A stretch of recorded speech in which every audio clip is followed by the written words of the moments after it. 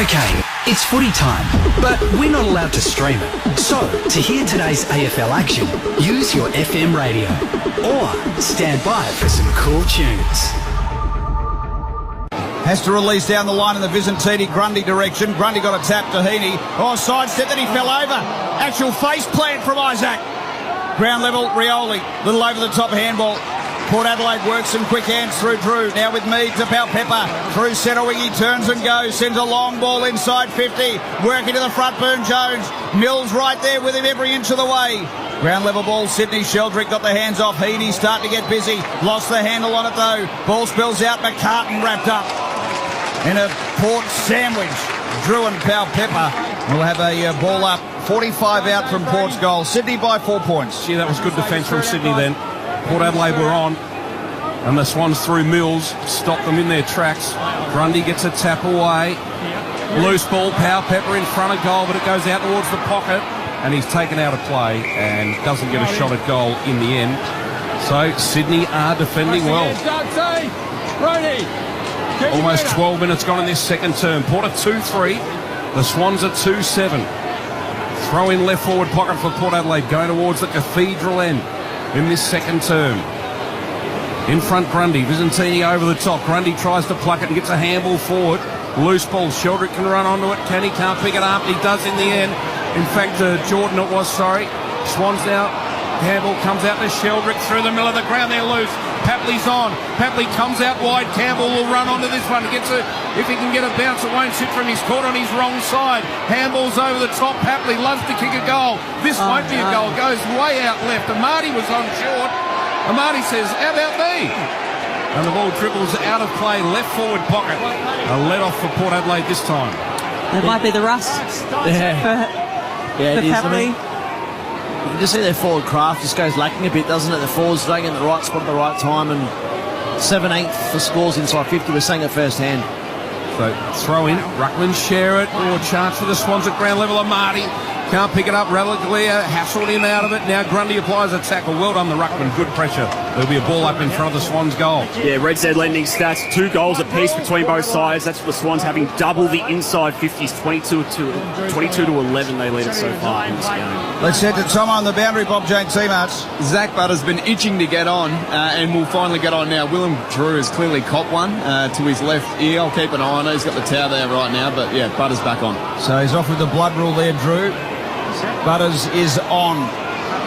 And it'll just get looked at, fixed up, and he should be back on. Tap down, deep inside. Sydney's attacking 50. Sheldrick out of the pack. Snapping go, and it's just fades late. Minor score.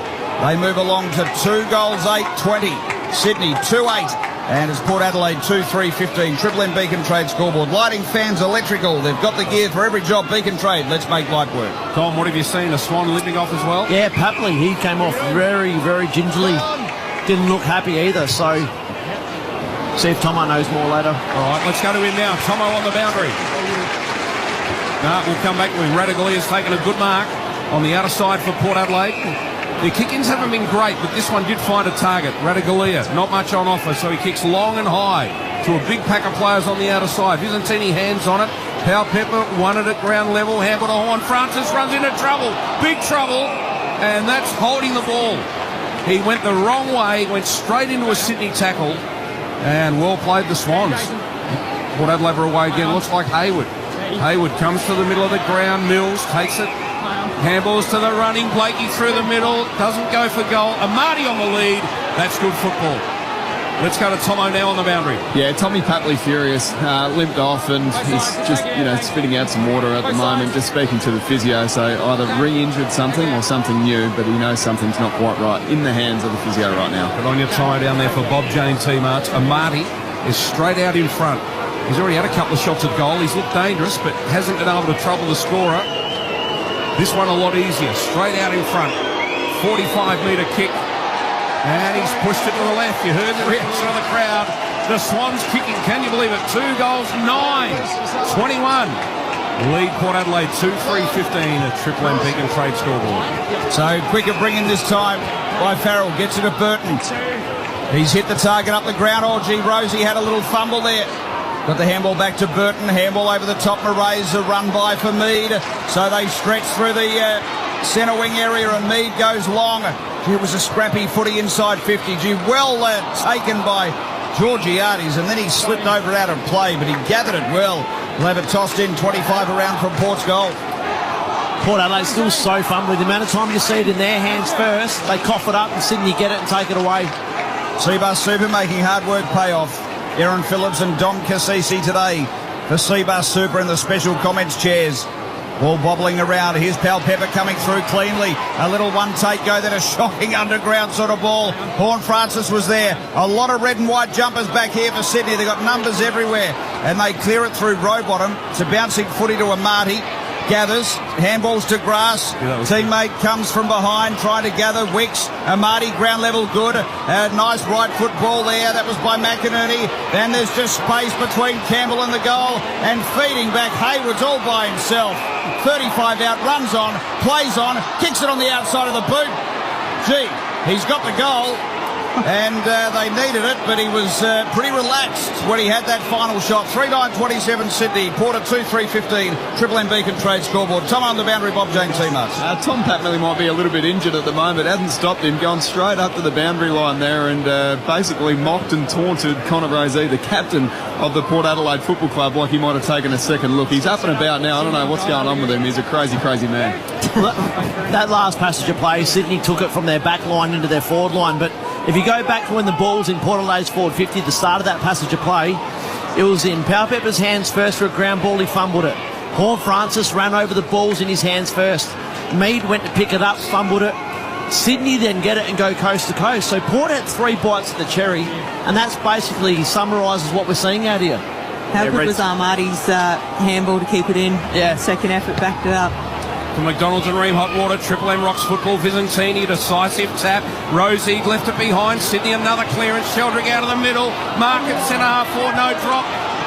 Follows up beautifully. Hayward, he's kicked another one back to back. Too easy. Another Port Adelaide fumble. They had the ball in the middle. Sydney won it. And a goal to Hayward. He's got a couple. Starting to get dangerous. Sydney 4-9-33. Port 2-3-15. Triple M Beacon Trade scoreboard.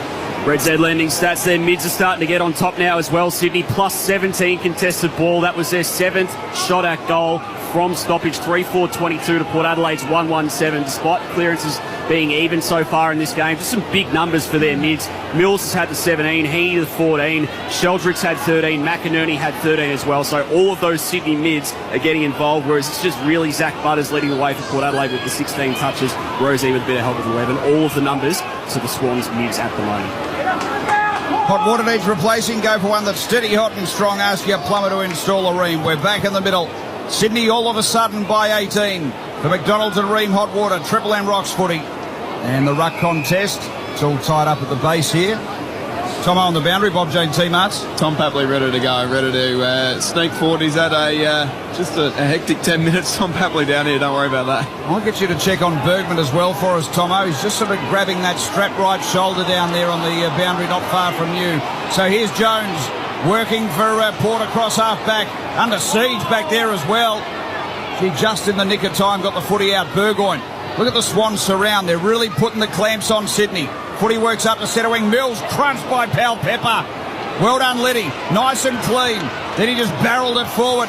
It's going to be a bouncing ball. Milliken tapped it in front. Tried to go. Burne-Jones came through. He fumbled again. Milliken. And he got it across so they can clear here, Sydney. And Campbell across half-back. Takes the mark for the Swans. They're running in numbers, Sydney. They're just...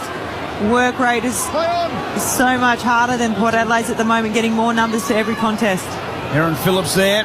Big mark, Radicalea. Took a nice stretching grab. As Dick said earlier, had the game of his life last week. He was doing stuff like that all through the first half.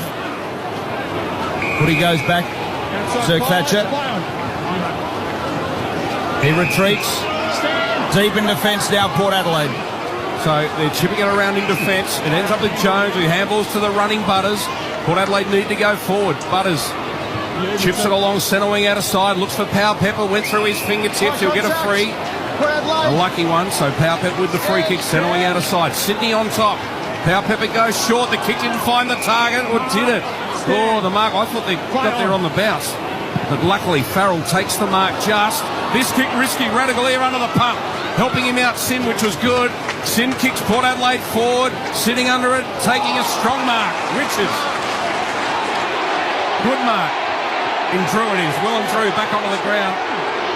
Port fans want 50 because the Sydney player just sat all over the top of him, wouldn't let him up. Actually. So Drew kicks to centre half forward. Not one Port Adelaide player goes for the footy, and Melican takes an easy mark. Port Adelaide in a bit of disarray at the moment, and Sydney playing really well. This kick not great across, and Burgoyne has taken an intercept mark inside 50. So a rare mistake from Sydney.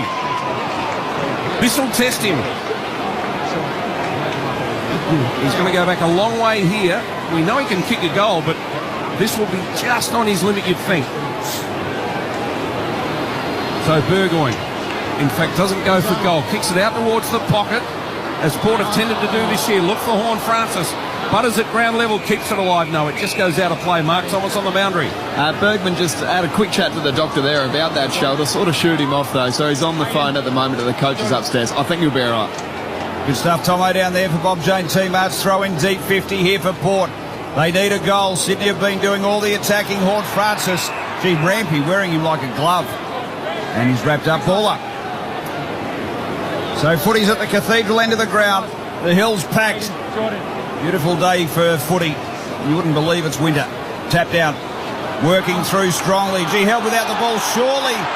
Free kick, Burn-Jones. No free kick. Wow.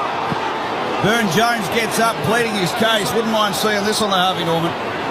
He looked to be steaming through and just absolutely grabbed out of the contest. In the meantime, Sweet took it out of the contest. Couldn't get boot to ball. We have a look at Richards go through there with some real venom. And now it's out of play. We'll have it thrown in. It's Aaron raised it before. Look how many red numbers are around the footy compared to the Port Adelaide jumpers. They are just come to work this quarter, and they're starting to turn a bit of a corner. This is when Port Adelaide leaders need to step up. Yep. Comment from Don Cassisi. Throw in right forward pocket for Port Adelaide. McLean into the ruck. Big tap comes to the front. Sweets there. The ruckman. Richards handball to Horn Francis. What can happen here? He tried to feed through a pass, but it was smothered by about three of these Swans players. Pepper with the footy. Goes to Burgoyne with a handball. He kicks it high. A big up and under. Inside the 50. Milliken went for it offhand. Georgiani's rock and roll by Pepper. It spills for Drew. Feeds through a kick, but it's all Sydney. They got too many behind the ball. Clearing kick comes out. And there should be some loose Port players, and there is. And there are. And Zerk Thatcher's on the end of it. But it's really crowded. As he looks inside the 50, there are so many players. What can he do with this one? Chips it to the front of the goal square. McLean's the tallest back there. No mark taken. Offhands Robertson. Chance got a bad bounce. Taken off the ball by Burn-Jones. The kick forward. Only went to Mills, who gets it out of there. Oh, mark taken, Rowbottom. Really nice mark. There's some leg speed happening for McInerney, streaming through the middle. He comes out wide to Grundy. So the players really working hard to fill the gaps. Heaney on a short lead up. Francis, he's got McInerney long. He stands and surveys the big fella Grundy. Goes short on the lead up for Heaney. Liddy's with him. So Heaney in between wing and half forward. Sydney going to the city end of the ground. They lead it by 18 points. Gee, hugs the boundary with that, and that's not a great kick by Heaney. Sort of puts his arms out to Francis, saying, why didn't you lead up? And Radagalier, too good. He's better than that, Heaney. That's a poor kick. 24 and a half minutes gone in this term. Long kick towards the ruckman. No one takes a mark over the back. Again, it's all Sydney. Heaney with another touch. Gets a handball through. Clever handball come out to Wicks. Wicks bangs it on the boot quickly. Centre half forward. Jones dropped the mark for Port. Tries to burst his way through. McInerney claims him. Umpire says, I'll have it, and I'll ball it up. Bergman comes back on for Port Adelaide. Red Z lending stats. Isaac Heaney, 16 disposals, but as Erin was saying, just 43% by foot in this game. Just 2 score involvements. Normally those numbers would be a lot higher for Isaac. So ball up. Grundy gets it out wide. That's a great tap. Out towards Patley, whose ankle seems to be okay. Flung around in the tackle as he got the kick away. Port Adelaide, some misunderstanding amongst 3 players. Jones, though, a good handball. Mead. Oh, Mead's handball has missed the target terribly. Port under the pump. Bergman comes in. It's at centre half back and it's a loose footy. Port Adelaide, the mistakes continue. That wasn't good at all. Luckily, it'll be a baller. Is there a stat on fumbles, Heath? I can find one. All right. Tap down. So free kick going to Grundy. Just too big for Visentini. That I can find one from Heath sounded a little suspect. He'll find it. Yeah, He's the guru. The I can find / make one up as they go inside 50. Oh, Heaney! Flew high, couldn't drag it in, but I'll tell you what, it was a ripper set. Deep in defence, Port. He's just tied in here, Bergman, hemmed in and corralled by Papley. Goes down the line, Rampy. He faced the ball and his opponent didn't Richards, but they win it out here, Port Adelaide through Drew. They're trying to link up with handball. Sydney's pressure enormous, and they're inviting it, Port. Rowbottom through centre wing. After you're done with that fumble stat, Heath, I wouldn't mind seeing what the pressure rating is for Sydney, because they are really bringing it now. Burton, they've got a chance here, Port. He laces out Pepper, sends it wide. Horn Francis from 60. Next option, it's a little chip over the top, and Butters has worked his way just inside the 50. Red Z lending stats, 204 that pressure for the Swans after 160 in that first quarter. If you include debits and no pressure errors, they both fall under clangers. Port have had triple what Sydney have had on the Red Zs. They lead 62. It's unbelievable. Sian, had faith in you, Heath. Oh, Aaron, that wasn't fumbles. That was something else. He sort of made it up and mixed it up to be a mix and match of something. What we do know is that Port really have to be cleaner. Works to the outer side here, Sydney. Papley, centre wing. Look at Amati streaming. He's got real speed. Papley sees it. Amati's going to go back. He just worked harder and faster. Burton couldn't go with him. And Amati will go back from 45 out. That's the one-on-one matchup that they would love to isolate, and just the speed, and Burton's just got to be better. He's got to be tighter. He's quick enough to stay with him, but it's just the work rate and effort to get on the end of that ball. And great kick by the very angry Papley, as Pablo pointed out. That might make him happy. So Amati, he had a real fizzer early on in this term. We want this one to be a little better, and that's not.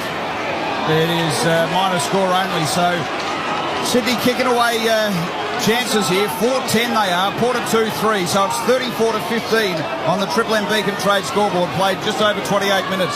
Yeah, Port Adelaide just not prepared to dig in. They're still there, rising a bit. That's Butters, your vice captain, gone on 50-50, not even that corridor kick. Just play the percentages, get the game back on track. Rosie, indecisive coming in, the captain, so goes to the outer side to a one-on-one. McCartan with strength off hands. Rioli read it the best. Is this going to find the target? It does. Horn Francis marked in front of Rampy under a ton of pressure. Horn Francis comes to Butters. They're at centre wing on the outer side. Butters runs hard, delivers long. It's a good kick out to the lead of Burn Jones, but he's a long way from goal. Chips over the top into the pocket and finds Pepper. But they're going via the Cape, aren't they? It'll be hard to kick goals from out here. The last couple of times forward, the marks have been outside the boundary line. Well, as Sydney's want to defend well. They are just getting back in numbers, and they are forcing the Port Adelaide forwards. The only place they can go is wide against the boundary, because their work rate to protect the corridor has been second to none. So, Pepper, this will take a miracle. He's going to go with a check side kick outside the boundary line, and goal umpire runs a long way. Minor score. Port have kicked 2 goals for 16 on a magnificent afternoon in Adelaide in this first half. Sydney are 4-10-34. Triple M Beacon Trade scoreboard. So Swans by 18 points, ticking down toward half-time. Just a little short re-entry, and that'll just about see us through to the half. McCartan with the footy. Siren. Half-time, Sydney by 18, 4-10-34. Port Adelaide at 2-4-16. Choice Hotels, Heath, around the grounds. Yeah, North Melbourne 11-point winners over Carlton earlier today. Straight after this, we're heading to Marvel Stadium, Collingwood v St Kilda. Big game, that one, for the Pies, who ladder leading. St Kilda, 14th on the ladder, need a win to get their season back on track. Good on you, Heath. After the break, Aaron Phillips and Don Cassisi to slice through that opening half. Sydney by 18 points for McDonald's and Ream Hot Water. Triple M rocks footy. That quarter for Beacon Trade. Lighting, fans, electrical. They've got the gear for every job. Beacon Trade. Let's make light work. For Ream Hot Water. Triple M Rocks Footy. Hot water needs replacing? Go for one that's steady, hot and strong. Ask your plumber to install a Ream. Hi, Rodney Jane here. Pocket even more savings at Bob Jane T-Marts. We've got Bridgestone free, Yokohama free, Kumho free. How? Simply buy 3 and the 4th tyres free. Get up to $150 instant cashback on selected Pirelli and Bridgestone tyres. Plus receive an e-gift card up to $150 when you buy 4 selected BF Goodrich tyres. Give us a call or shop online today. At Bob Jane T-Marts, we'll look after you. T's and C's apply. She thought it was true love. He looked at her. Handsome. Nice watch. Then he just started firing questions. How much do you earn? What are your assets? Why do you need my money? It was then she realised he was a bank and would never understand her business. Red Z knows when you need a loan, you need someone that understands the self-employed. With love from Red Z. Speak to your broker or visit redz.com. Red Z. Backing those who back themselves. Australian credit licence 311128. For the best clearance deals, go Harvey Norman. Shop smart technology. Save $1,000 on LG 75-inch 4K mini LED smart TV. Up to 30% off Windows 11 computers. All the big brands on sale. Save $250 on Electrolux 10-kilo washer and Motorola Edge 50 Neo smartphone half price, just $348. Shop mattresses, bedroom furniture, kids furniture and storage pieces, plus lounges, dining, outdoor furniture and barbecues. Harvey Norman half-yearly clearance. Best prices guaranteed. Conditions apply. Yeah, it's been a long week. Now, it's finally time to put your feet up and watch your team work hard to bring home the win.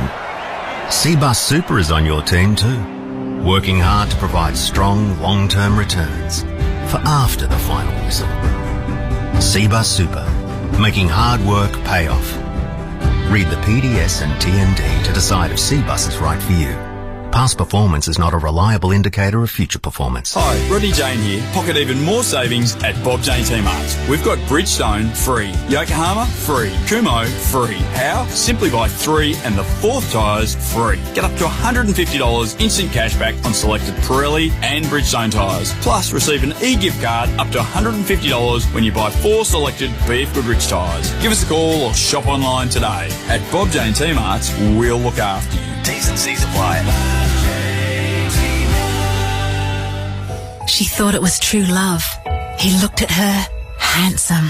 Nice watch. Then he just started firing questions. How much do you earn? What are your assets? Why do you need my money? It was then she realised he was a bank and would never understand her business. Red Z knows when you need a loan, you need someone that understands the self-employed. With love from Red Z. Speak to your broker or visit redz.com. Red Z. Backing those who back themselves. Australian credit licence 311128. For the best clearance deals, go Harvey Norman. Shop smart technology. Save $1,000 on LG 75-inch 4K mini LED smart TV. Up to 30% off Windows 11 computers. All the big brands on sale. Save $250 on Electrolux 10-kilo washer and Motorola Edge 50 Neo smartphone half price, just $348. Shop mattresses, bedroom furniture, kids furniture and storage pieces, plus lounges, dining, outdoor furniture and barbecues. Harvey Norman half-yearly clearance. Best prices guaranteed. Conditions apply.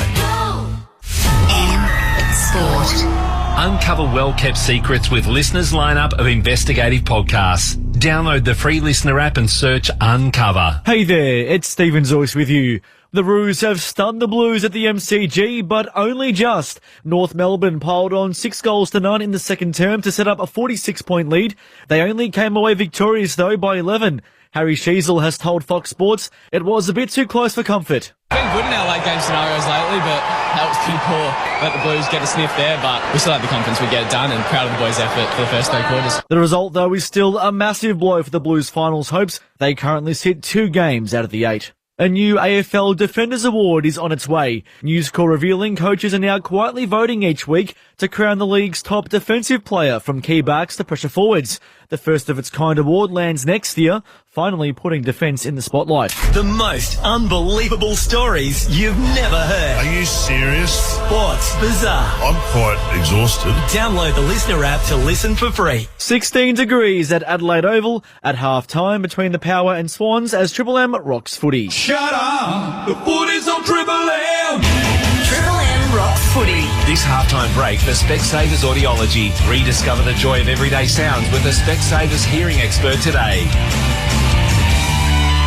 Adelaide Oval half-time. Swans lead it by 18. They've kicked 4-10-34, but they lead Port Adelaide 2-4-16 for McDonald's and Ream Hot Water. Triple M rocks footy, and it is the half-time break for Specsavers Audiology. Specsavers Audiology. Rediscover the joy of everyday sounds with a Specsavers hearing expert today. Heath, Red Z Lenders, how'd they look in the opening half? They're not great for Port Adelaide at this stage. 25 minutes now without a goal leading into that half-time break. City plus 15 contested ball, leading the inside 50s by 11. Those front half intercepts now 17-5 for the half. So just can't get it past halfway at the moment, Port Adelaide. End-to-end, just 19% of the time. It's well below the AFL average. Sydney going at 33%, so a big gap in the ball movement between both sides there. Zach Butters basically playing a lone hand as far as disposals go. 21 to half-time. Kicked a goal. That's his first goal in 14 games. Number one ranked player on the ground. Burgoyne 13, Rosie and Powell-Pepper with 12. Mills 18, Heaney 16, Sheldrick 14 leading the way for the Swans. Aaron Phillips, Dom Cassisi, how did you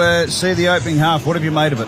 Oh, look, I think Sydney have gone into their bye. They've come out and said, look, we've got to go. This is the first game of season 2, almost in the second half of the year, and they're a great team. They're in the grand final last year. They came out with intent.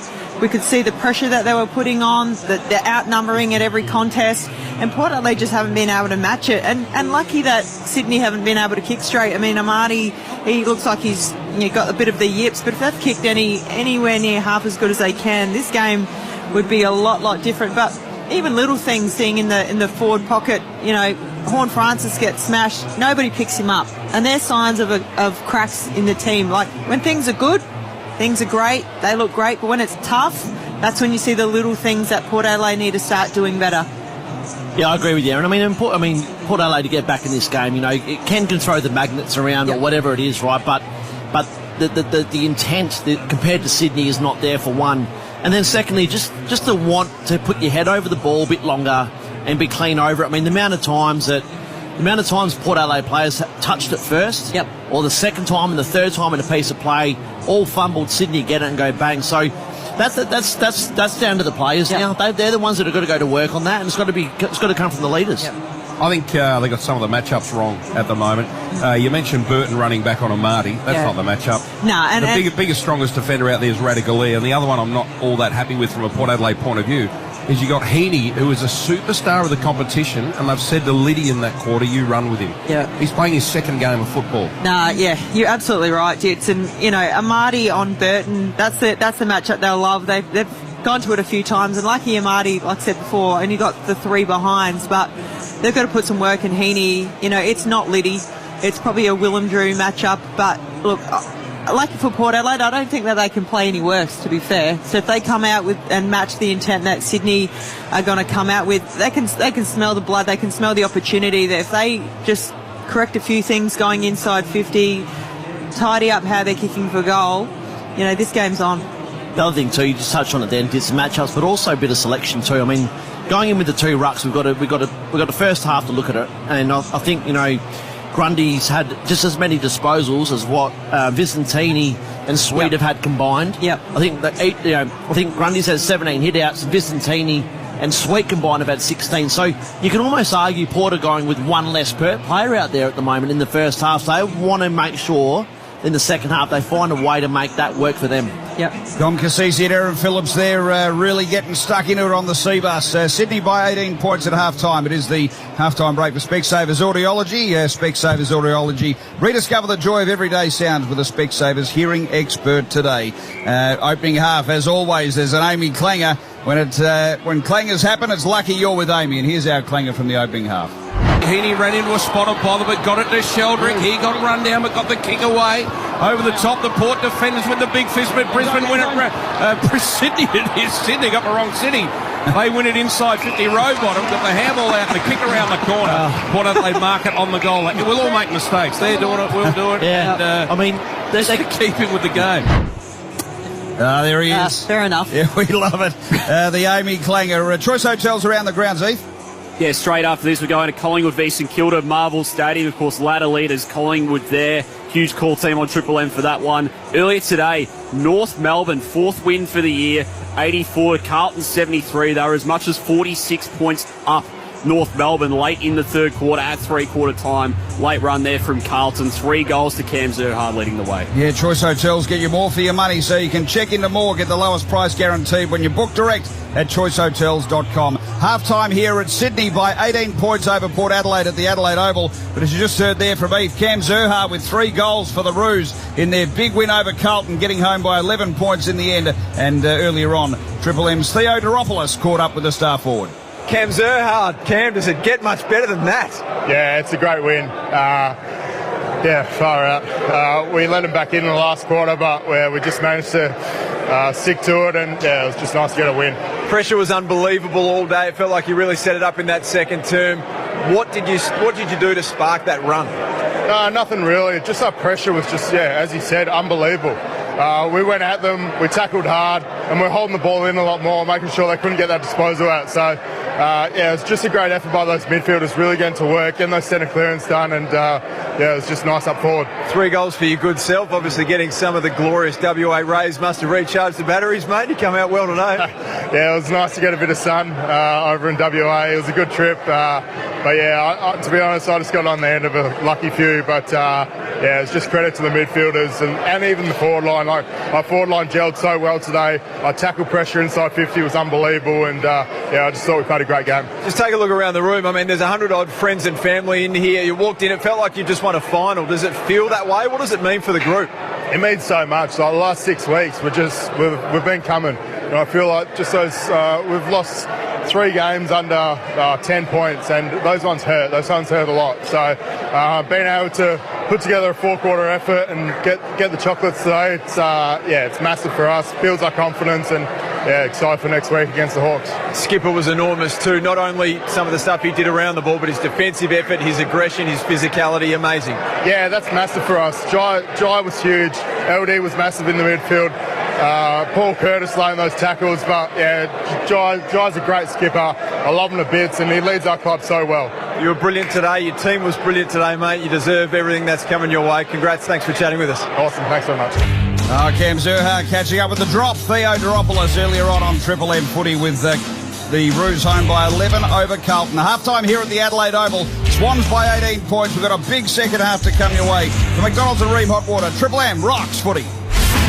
That halftime break for Specsavers Audiology. Rediscover the joy of everyday sounds with the Specsavers hearing expert today. For Ream Hot Water and McDonald's, Triple M rocks footy. Yeah, it's been a long week.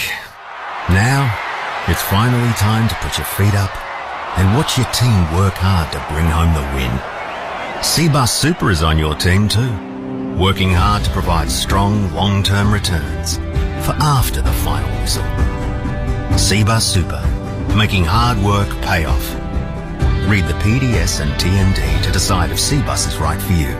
Past performance is not a reliable indicator of future performance. Hi, Rodney Jane here. Pocket even more savings at Bob Jane T-Mart. We've got Bridgestone free, Yokohama free, Kumho free. How? Simply buy 3 and the 4th tyres free. Get up to $150 instant cashback on selected Pirelli and Bridgestone tyres. Plus, receive an e-gift card up to $150 when you buy 4 selected BF Goodrich tyres. Give us a call or shop online today. At Bob Jane T-Mart's, we'll look after you. T's and C's apply. For the best clearance deals, go Harvey Norman. Shop smart technology. Save $1,000 on LG 75-inch 4K mini LED smart TV. Up to 30% off Windows 11 computers. All the big brands on sale. Save $250 on Electrolux 10-kilo washer and Motorola Edge 50 Neo smartphone half price, just $348. Shop mattresses, bedroom furniture, kids furniture and storage pieces, plus lounges, dining, outdoor furniture and barbecues. Harvey Norman half-yearly clearance. Best prices guaranteed. Conditions apply. She thought it was true love. He looked at her. Handsome. Nice watch. Then he he just started firing questions. How much do you earn? What are your assets? Why do you need my money? It was then she realised he was a bank and would never understand her business. Red Z knows when you need a loan, you need someone that understands the self-employed. With love from Red Z. Speak to your broker or visit redz.com. Red Z, backing those who back themselves. Australian credit licence 311128. Yeah, it's been a long week. Now, it's finally time to put your feet up and watch your team work hard to bring home the win. Seabus Super is on your team too, working hard to provide strong long-term returns for after the final whistle. Seabus Super, making hard work pay off. Read the PDS and TND to decide if Seabus is right for you. Past performance is not a reliable indicator of future performance. Hi, Rodney Jane here. Pocket even more savings at Bob Jane T-Marts. We've got Bridgestone free, Yokohama free, Kumo free. How? Simply buy 3 and the 4th tyres free. Get up to $150 instant cashback on selected Pirelli and Bridgestone tyres. Plus receive an e-gift card up to $150 when you buy 4 selected BF Goodrich tyres. Give us a call or shop online today. At Bob Jane T-Marts, we'll look after you. T's and C's apply. She thought it was true love. He looked at her. Handsome. Nice watch. Then he just started firing questions. How much do you earn? What are your assets? Why do you need my money? It was then she realised he was a bank and would never understand her business. Red Z knows when you need a loan, you need someone that understands the self-employed. With love from Red Z. Speak to your broker or visit redz.com. Red Z, backing those who back themselves. Australian credit licence 311128. Shut up! The footy's on Triple M!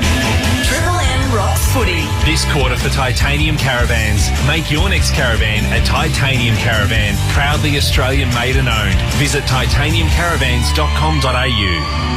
Adelaide Oval, Saturday footy at Sydney by 18 points at half-time. 4:10:34 the Swans. Port Adelaide at 2:4:16 for McDonald's at Ream Hot Water. Triple M rocks footy, and we're about to zip into our Titanium Caravan's third quarter. Looking for a luxurious, tough off-road caravan?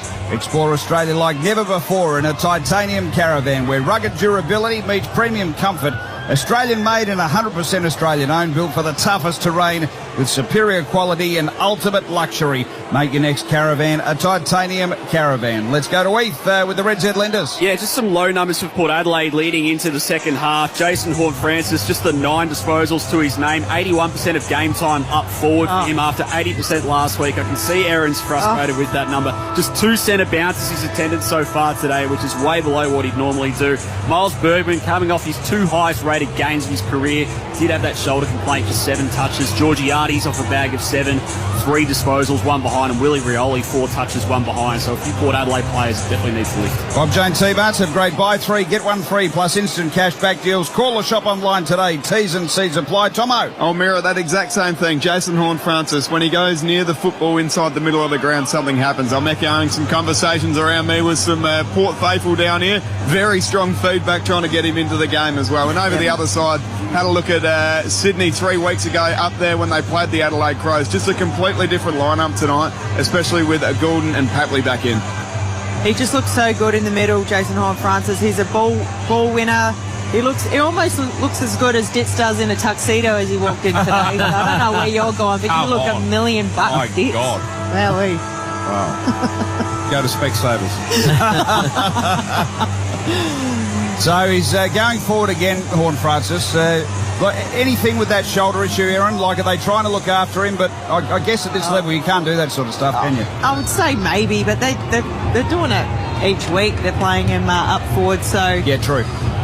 Look, I'd like to see him injected a little bit more in this second half, a lot more, I should say, in the midfield. Just win the ball. I know he's a really prolific scorer up forward for him and a mid that can play that role, but you've got to get the ball forward, and I think he's one of the most dangerous mids in the game when he's on. So looking forward to seeing this second half. Sydney, looking forward to seeing if they can go up another gear. And Dom, I think what you said, just clean it up, go back to the little things. Port Adelaide, don't be cute, just win the hard footy. Well, interesting, Aaron, you talk about the good players. Connor Rosie's been so successful off half-back, he's gone into the middle for the start of this third term. So, Butters and Rosie in the centre. For McDonald's and Ream, hot water, Triple M Rocks football. Drew has gone on to Heaney. Visentini gets the first tap away, but Sydney, Heaney at ground level. Stolen from him though, and then they hold him up. The umpire will come in and ball it up. Heaney's looked very dangerous all afternoon. Umpire gets on with it quickly. Grundy with strength, but Butters read it beautifully. Handled to Burton. Burton's left foot kick forward. And it's hit Mills right on the chest. And he handballs to the running Blakey. Blakey takes off and delivers. Warner, yeah, good mark. Juggled it, but took it. So Sydney will go inside 50 first. Farrell's caught ball watching. Hayward takes the mark. That was way too easy. And Farrell just caught under the ball with his back to the footy. And Sydney will have the first shot at goal in this third term. Yeah, well, Sydney started well. I mean, once again, Port Adelaide just looked at, they're just that half a metre off. You know, there's a chance to intercept, and they're going, rather than going straight away to shut down the opponent, they're going flat out once they see the ball starting to be kicked there. They've been very reactive today rather than being proactive, and Sydney are going to hurt them. Papley it is. Papley, 40 metres out. Normally a real good kick of the footy. And he's missed. In fact, he just shaved the post. So minor score. So the Swans, 4-11-35. Can you believe it? Porter 2-4-16. Triple M Titanium Caravan scoreboard. Yeah, extraordinary that Sydney only have that sort of 3-goal buffer. And the bring-in is good to find Butters for Port. That little half-intercepting hand from the Swans, that's what they've shown all day. You've heard Aaron and Dom talk about their intent. It's just been different. And Grundy able to feed back under that pressure, take an easy mark. Tell you what, you'd hate to be a forward for Port Adelaide tonight. Grundy goes sideways. Certainly a lot different to last week, isn't it, Dom? Like the fluency and the space and the intent and the delivery. Sydney have just had pressure all the way up the ground, and Port haven't been able to figure a way through. Rampy from half-back. Now, front spot there, Zerk Thatcher couldn't complete it. Out of play in front of Bergman. We'll have it thrown in. Yeah, Sydney are playing it well. They are sort of giving Port a bit of space so they can go their crazy handball game, but they're sweating on that. They're like, we'll give you the first one, but once you get that ball, we're going to smash it, we're going to turn it over. Thrown in front of the members. Grundy comes down to Horn Francis. He lost it, had a fumble. Coming through Burton, took on the tackle. How does the umpire see this one? Holding the ball. He took him on, and he got caught. It's brutal, but I think it was there. Rowbottom plays on. Long right foot kick all the way to the goal square. And Amati had two bites at it. Bergman's hand held. He got a handball away in the end. Loose ball that's dangerous. Farrell wants to be behind, and clumsily...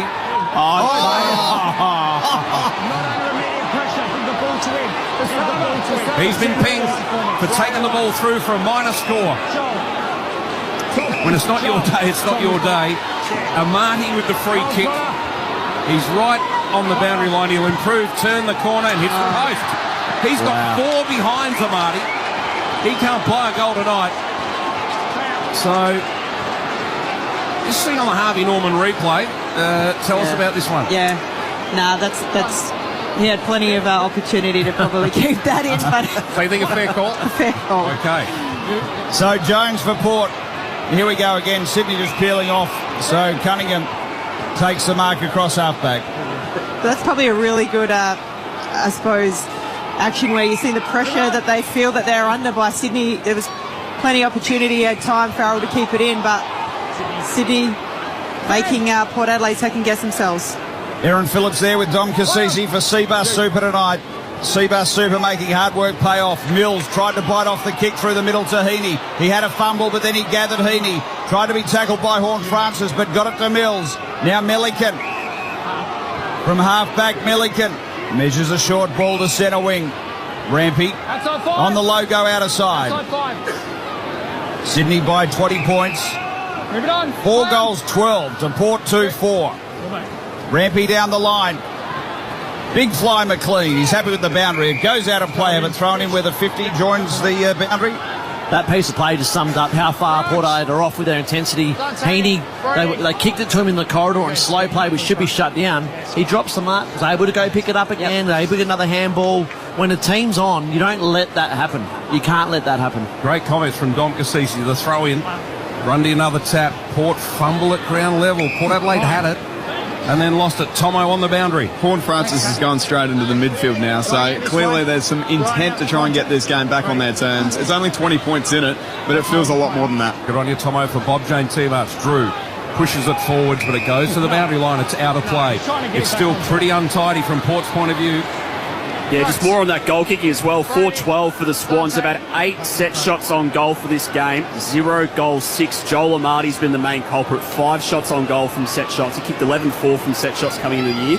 4 behinds from those 5 shots. Good on you, Ethan. Red Z lending stats. Richards just soccers it forward for Port Adelaide. He really got hold of that. Gained about 50 metres, but out on the full. So another mistake from the power. Port didn't like that Burton Amarty matchup. Looks like Zerk Thatcher's got the job now. So the Swans from half back on the outer side towards Warner. Bit of pushing. It'll be a Swans free kick. I think there's a big shove in the middle of that pack as Radaglia took the mark. McLean was pushed right out of the contest. Swans inside 50 again, and Farrell's caught on the wrong side of Papley for the second time in a row. He's got his back to the footy, not watching what's coming. And Papley has been able to do this twice now in this quarter and take a simple mark. Well, it's just another one of those examples of being off a little bit, because if you're a defender and you're on, you're getting contact on your opponent and being really physical with them, so they can't do that. So it's just all these little things that are just stacking up to Port Adelaide being way off with their intensity. Papley, very tough kick. He's up against the boundary line, 35 metres out. It's across the face of goal. And offhands from minor score, 4-13 Sydney, 37. Port a 2-4-16. Whichever way you look at this, look, the Swans and Port have butchered the ball coming out of defence. The kick in has been cut off. Can you believe it? Heaney has taken the mark at centre half forward. I was about to say, whichever way you look at this game, great pressure from Sydney, and they're right on top. But how can Port have 2 goals on the board at this point in time on a perfect day? If they don't kick this set shot, I'm not even going to watch it. This is what are they? He'll kick it. It's Heaney. He'll kick it. 45 out, straight in front. Going towards the cathedral end. There is not a breath of wind out there, and he kicks it. Finally, we get a goal at the Adelaide Oval. And the Swans go to 5-13, 43. Lead Port Adelaide, 2-4-16. That's on the Triple M Titanium Caravan scoreboard. Tom Papley, he looks like he's won Powerball. He's running off with his hand in the air. He's bumping Port Adelaide players as they're running off, and you got to love that energy, though. You know, that's a player who you can see hasn't played for ages, just wants to get out there and play with his mates. And I reckon that's what Sydney have been missing. Someone like him, the energy bunny, getting under the skin of opposition. But if you're a young player and you want to watch someone defend kick-ins, watch Heaney. He was eyeballing Burton, where he's reading his eyes, getting in position. That doesn't happen by luck. That happens by work ethic and just playing every possession. Tomo on the boundary, Bob Jane T-March. Just a quick one from Papley. He's just run past me. I reckon he got a stitch celebrating, I reckon.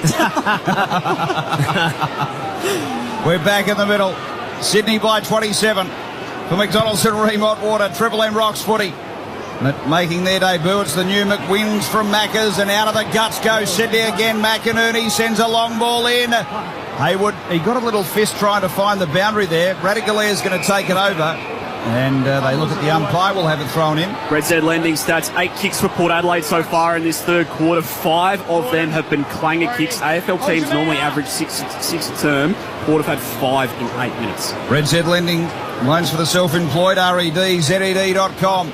Toss in deep, 50 here for Sydney. Sweep for Port. He got it out of there. Long high kick. Georgiades off 7 last week has not had the chance to see much today. Gee, great tackle by Goulden on Jones. And he's won himself a free kick. 55 from home. Bites off a piece in the pocket. Amarty led Radaglia to the ball. Able to take a nice mark. This is as ugly as it gets. This is probably, I'd be fair to say, this is Port Adelaide's worst game of the year. Because the only thing keeping him in is the scoreboard. I mean, 18 scoring shots to 6, inside 50, 17 to 33. Wow. You know, come out and, you know, season's on the line, come out in the third quarter, get smashed in the centre bounce. Slow play, Sydney getting easy shots on goal. This is like very, very ugly for what's on at stake for this year.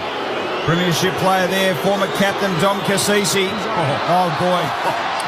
Well, Amarty He's got 4 points, and that was a miss of everything, and he actually kept it in play at the end. So it's a turnover ball. It's marked deep in defence by Sweet, but Amati, he's just got to start kicking left foot or something. Well, as I said, you remember last year here against the Crows, getting 9 on this ground. So he likes the ground as Mead gets a handball away, again under a ton of pressure. Port Adelaide turn it over, though, at centre wing on the outer side, but they win it back. Liddy, Farrell, handball to Bergman. They're under the pump. They're all getting run down. As soon as they get the ball, they're getting run down. And the Swans have won the ball back. Well played. It's with Blake in the middle of the ground. He bombs it long and high. Porter got numbers back. Now Francis. What a mark. They had to play that. Running backwards with the flight of the ball. He plucked it, and the umpire didn't pay it. I can't believe it. Farrell wins the ball, and Port Adelaide retreat, and they get a real let-off in front of the Sydney goals. Boy, the pressure meter is enormous out here for the Swans. They have really ramped it up. 27-point leaders, Sydney. Burne-Jones with the footy for Port across half-back. Working it down the line. Port have kicked just 2 goals for the day. Here's Grundy. He's had a real day out. Port played the 2 talls. Worked last week with Gawn, but a little bit of a different story here with Grundy, who's really played well. Blakey, centre wing on the eastern side of the ground. Blakey. He's had a pretty good afternoon so far. Kicks long, inside 50, no mark taken. Off hands Aaron Francis, grabs it, plays on, comes around and then slips over. And it comes off the boot of Burton, then the hand of Burgoyne and goes out of play. So a few errors. Mark Thomas on the boundary. Juge is starting to kick in down here at the Adelaide Oval. Still absolutely beautiful. Not a breath of wind. But just a quick one on Sydney. The 50-50 contest, they have won every single one thus far this quarter. It's good if it's Stewie. It'll get a bit fumblier. The throw-in. Sweet. Wins a tap. It gives it almost to Grundy, his opponent. Liddy comes through. Well done. In his second game of footy, wins the ball, but there's no one forward of him. He kicks to a vacant paddock and says, go and chase that. Wicks is the first player there. Brings it back inboard, and that's too easy. And he finds Sheldrick on the outer side. Port Adelaide just can't get territory. They haven't had one inside 50 this quarter. Even then, when they kicked it forward for territory, it just comes back with no pressure. Sheldrick works it long up to half forward. Nice work, Zerk Thatcher in the Francis battle. He took a nice contested mark. Here's Farrell for Port, deep in the defensive 50. We've got Aaron Phillips and Dom Cassisi today for Seabus Super, making hard work pay off. Port Adelaide, Rosie gets the handball and delivers well. So this is a little bit of a better build-up so far. Richards to Marays to Palpepper. What's the next move? He's closed down a bit, back to Marays, long looping handball, dangerous stuff. Mead's got to step inside, missed the target, Richards followed up, left foot ball, it's nice, he's got an opportunity. Rioli and Burgoyne smacked into each other. He's been paid the mark.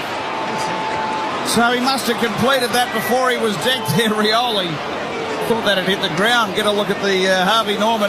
He'll go back straight in front. Extraordinary. What a mark.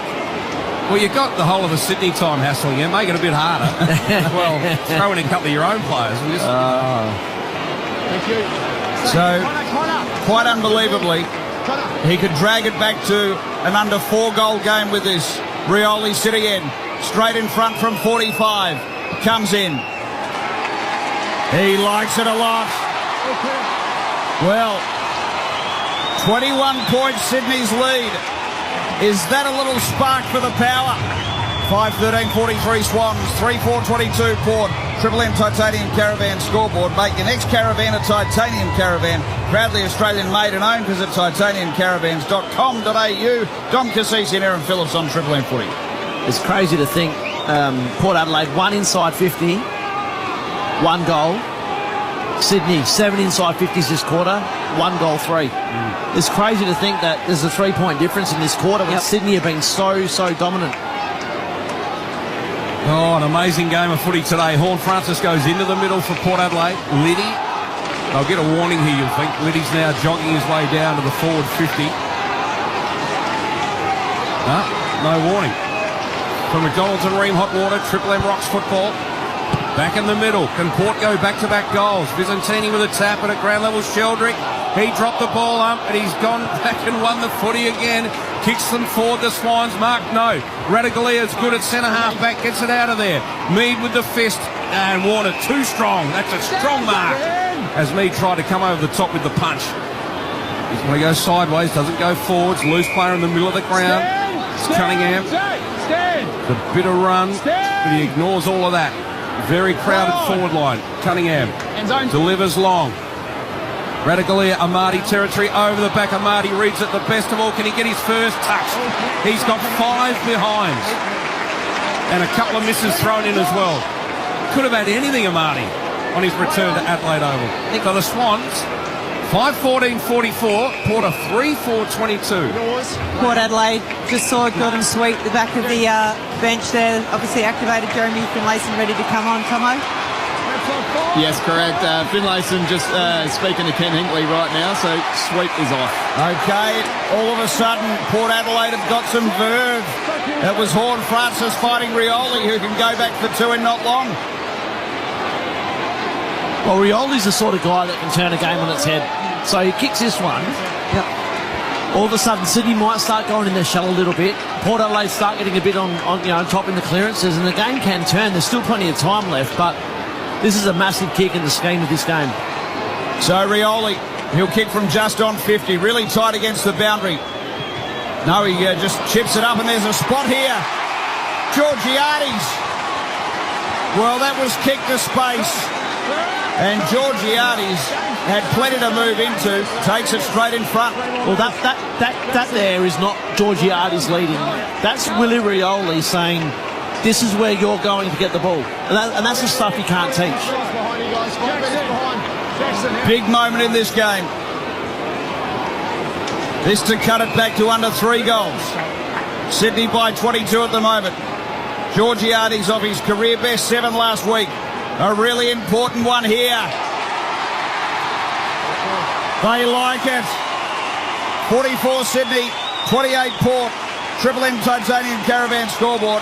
Mark Thomas on the boundary, Bob James team match. Miles Bergman in the hands of the trainer, still holding on to that right shoulder a little bit, but Ken's pulling some levers, no doubt about that. So Finlayson's come on there. He just had a chat to Butters and Horne-Francis before, injects them straight into the middle. They still feel they can win this.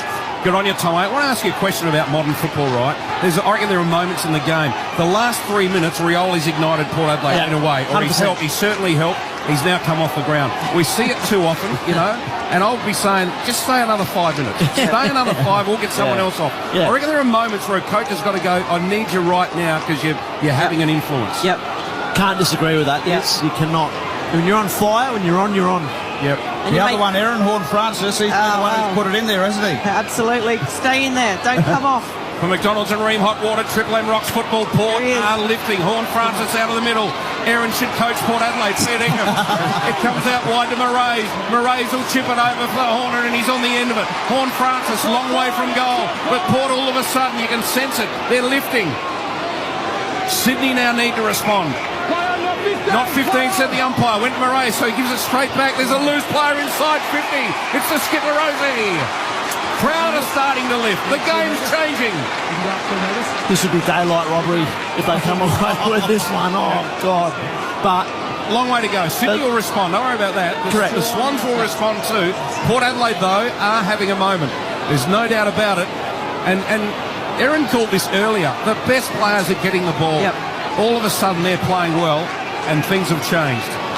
Connor Rozee, the skipper. It won't be easy. 45 metres out. Gets close to the man on the mark and he misses. Pushes it out to the right. But Porter up and about. No doubt about that. Yeah, he looked like he got it too close to the man on the mark. Had a couple of steps before he kicked it. But the good players got to get it into their hands. They'll make good decisions. Keeps them calm. Plenty of time obviously left in this game, but the pressure's definitely lifted Port Adelaide. 4-5-29. The Swans are 5-14-44. They bring it back in Sydney. Mills finds Francis across halfback. How good is his hands, Francis? Yeah, also like his speed. Today's been really good off the footy. McCartan deep in defence here for the Swans. He could have gone back to Mills, but he goes out to the other side of the ground. There's going to be a contest here. Burgoyne, that should be a free kick. He worked his way to the front, was grabbed around the neck almost. No free, we'll have it thrown in. Get a look at the Harvey Norman for the best chance clearance deals. Go Harvey Norman, upsize your TV, upgrade your tech, update your home. Harvey Norman clearance. Best brands, best prices guaranteed. Red Z lending stats, that Swans pressure has fallen right away. Remember, it's been up around that 200 mark. Last 10 minutes, 118. It's about as low as it gets. Good on you, Ethan. Neither ruckman gets a tap away. At ground level, Gordon threw it onto his boot. It won't go far enough. Off hands, Grundy did well. He's had a big game. The ruckman claims the ball and then kicks it to the boundary line. And Zerk Thatcher sees it safely out of play on the outer side. So things have just calmed down for the moment. Got a bit frantic there for a couple of minutes as Port try to work their way back into this game. Throw in Byzantini and Grundy. Throw in.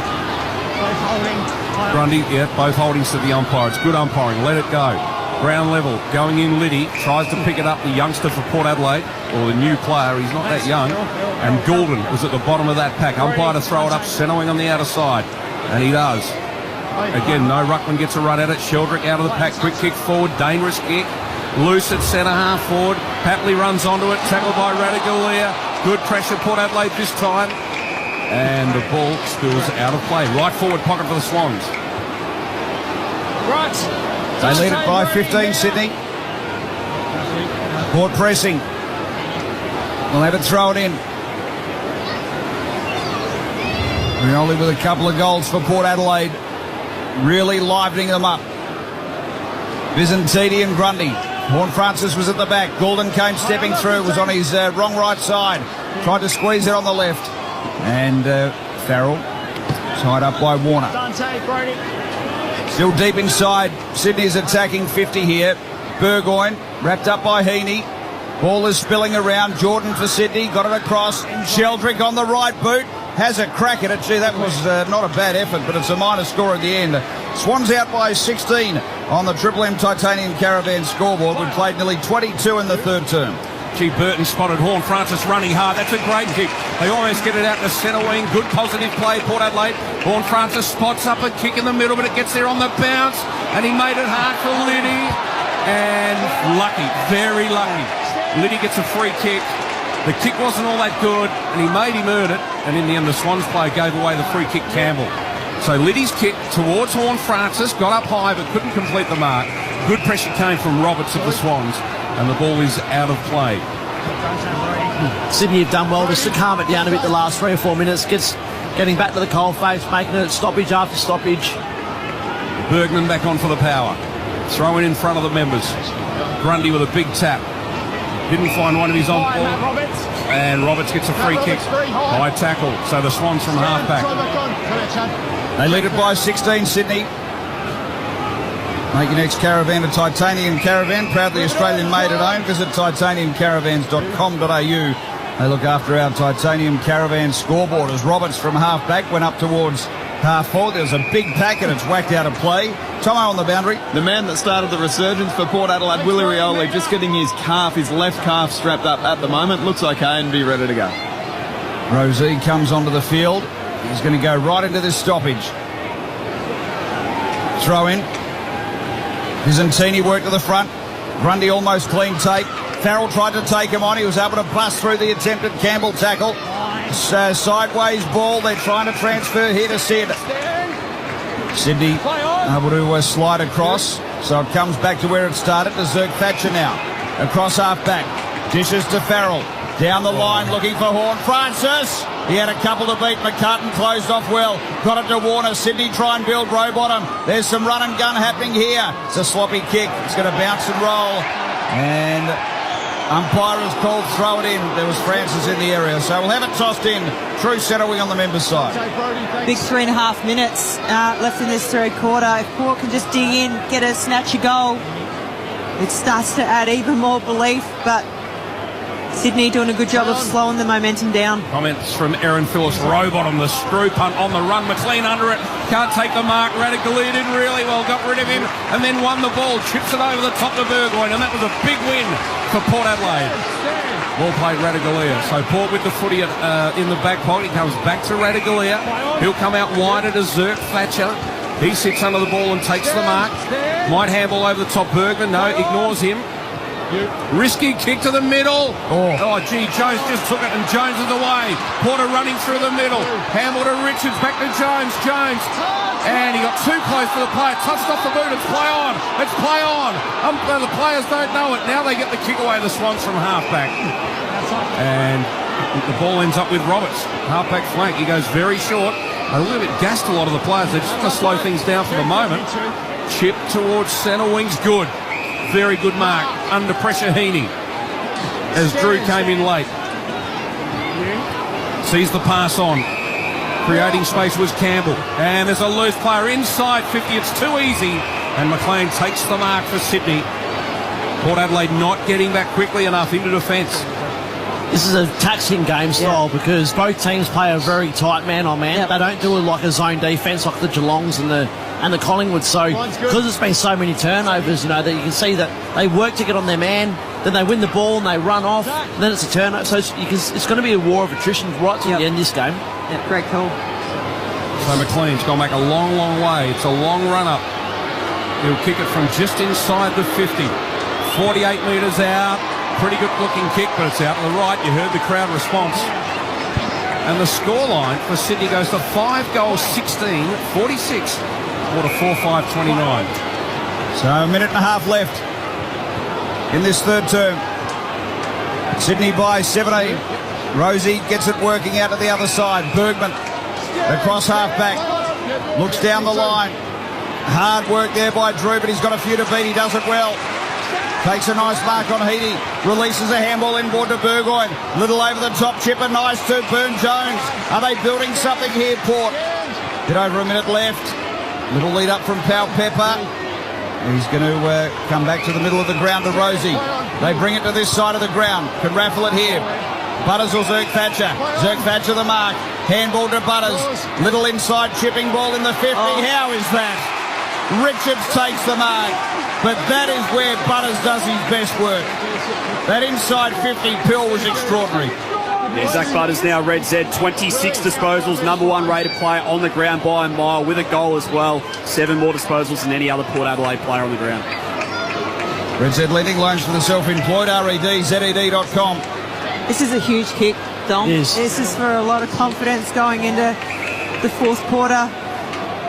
He's got to nail this one. So he's on the runway. Joey Richards comes in.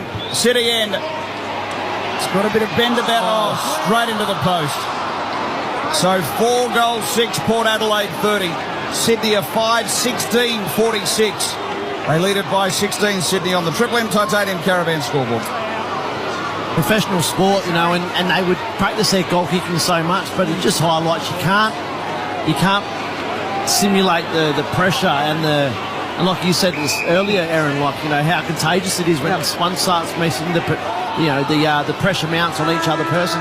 It is a massive final term coming up. 3/4 time. Sydney by 16. Choice hotels around the grounds, Heath. Yeah, North Melbourne 11-point winners. If Ash Stewart's listening, fire up the Spa. Huge win for the North Melbourne Football Club over Carlton straight after this Collingwood v St Kilda Marble Stadium. After the break, we'll hear from Aaron Phillips and Dom Cassisi, and we've got a big final term to come your way. Sydney by 16 at 3/4 time. For McDonald's and Ream Hot Water, Triple M rocks footy.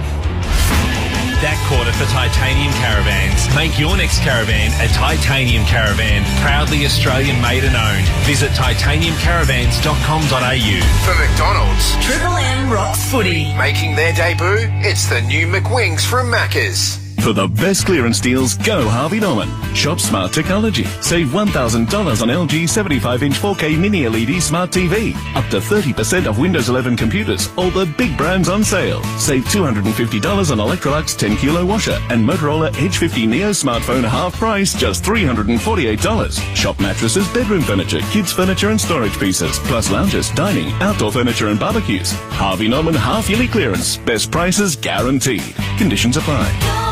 Yeah, it's been a long week.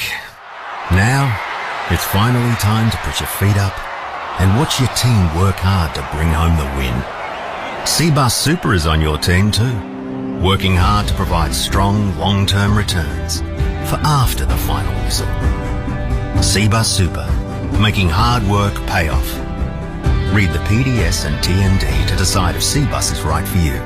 Past performance is not a reliable indicator of future performance. Hi, Rodney Jane here. Pocket even more savings at Bob Jane T-Marts. We've got Bridgestone free, Yokohama free, Kumo free. How? Simply buy 3 and the 4th tyres free. Get up to $150 instant cashback on selected Pirelli and Bridgestone tyres. Plus receive an e-gift card up to $150 when you buy 4 selected BF Goodrich tyres. Give us a call or shop online today. At Bob Jane T-Marts, we'll look after you. T's and C's apply.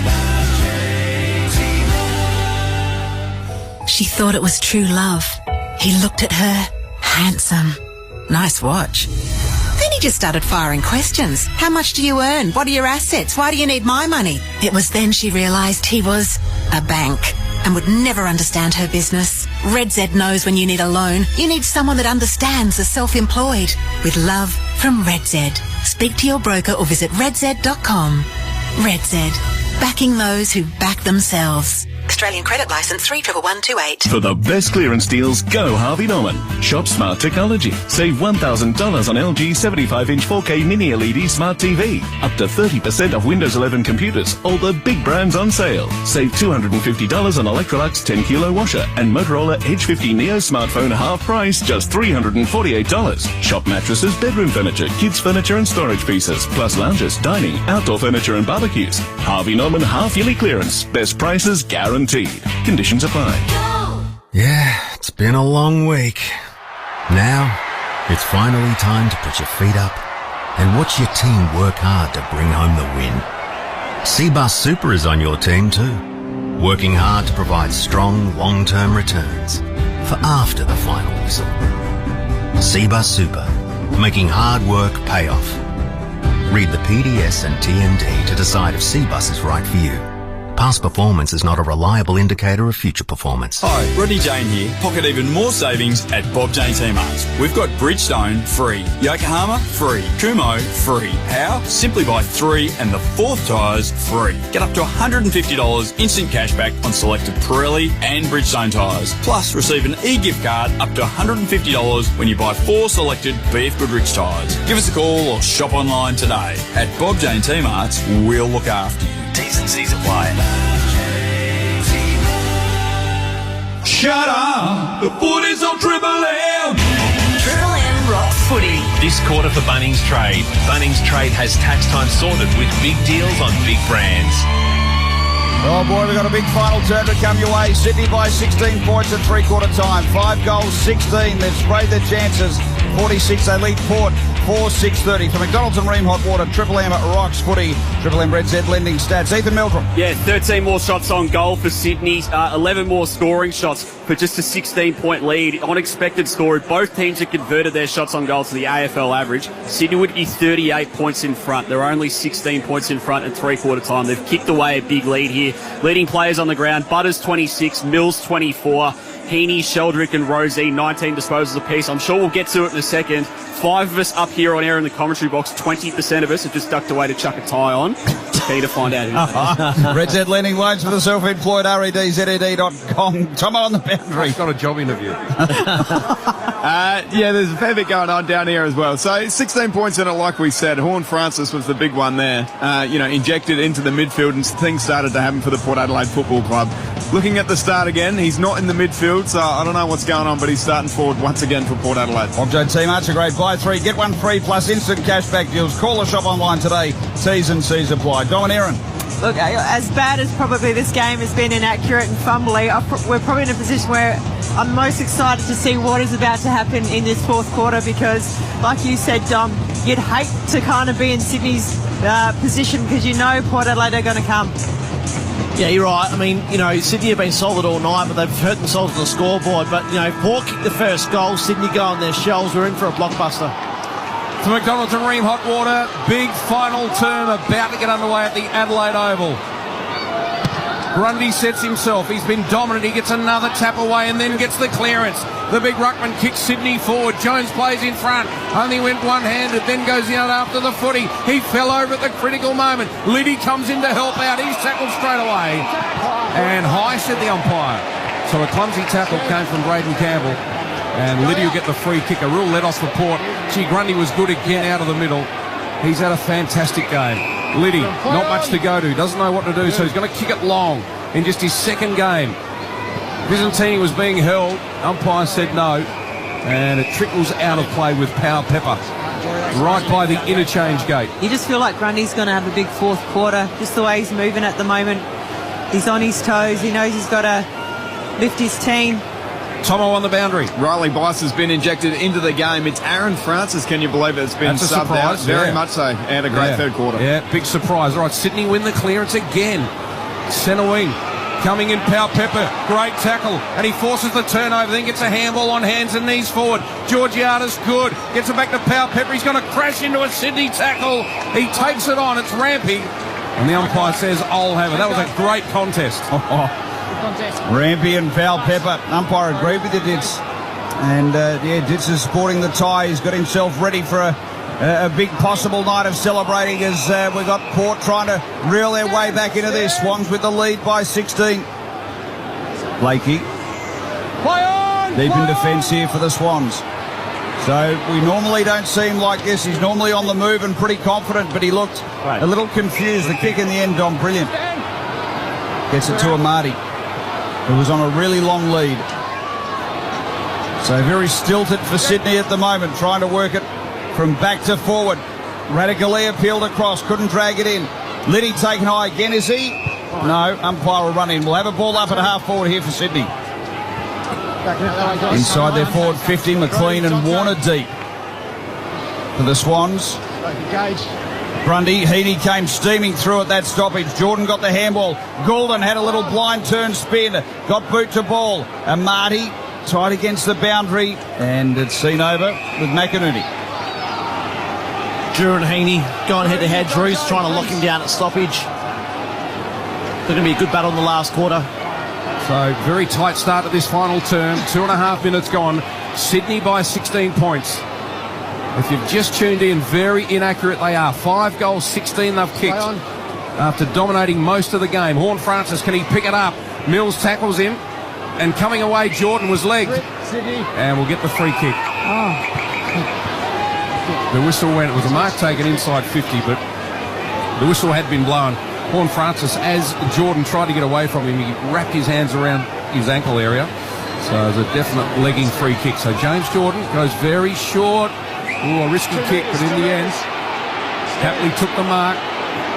Papley to fire this one inside 50. Points his finger up and says, I'll go long. Goes out towards the pocket. Who's read this one the best? Heaney gets the free kick in the pocket.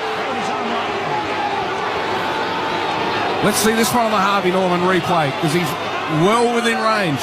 It's a big call by the umpire. Yeah, it was quite a while before the ball got to their contest. He'll sort of fend off Drew with one arm. I think Drew might have grabbed it and held on to it. I think the free kick's there. All right, so he's going to go around the corner with the left boot. So he's pretty confident. It looks good. Has he given it too much? It does come back. What a great kick. He started it out way left, and it spun back beautifully. And that's a handy goal for Sydney at the start of this final term. They go to 6-16, 52 lead Port Adelaide, 4-6-30. Triple M Bunnies trade scoreboard. Well, I love what Sydney did then, because Heaney was started in the centre circle with Drew on him, and then when it was in play, he pushes forward deep.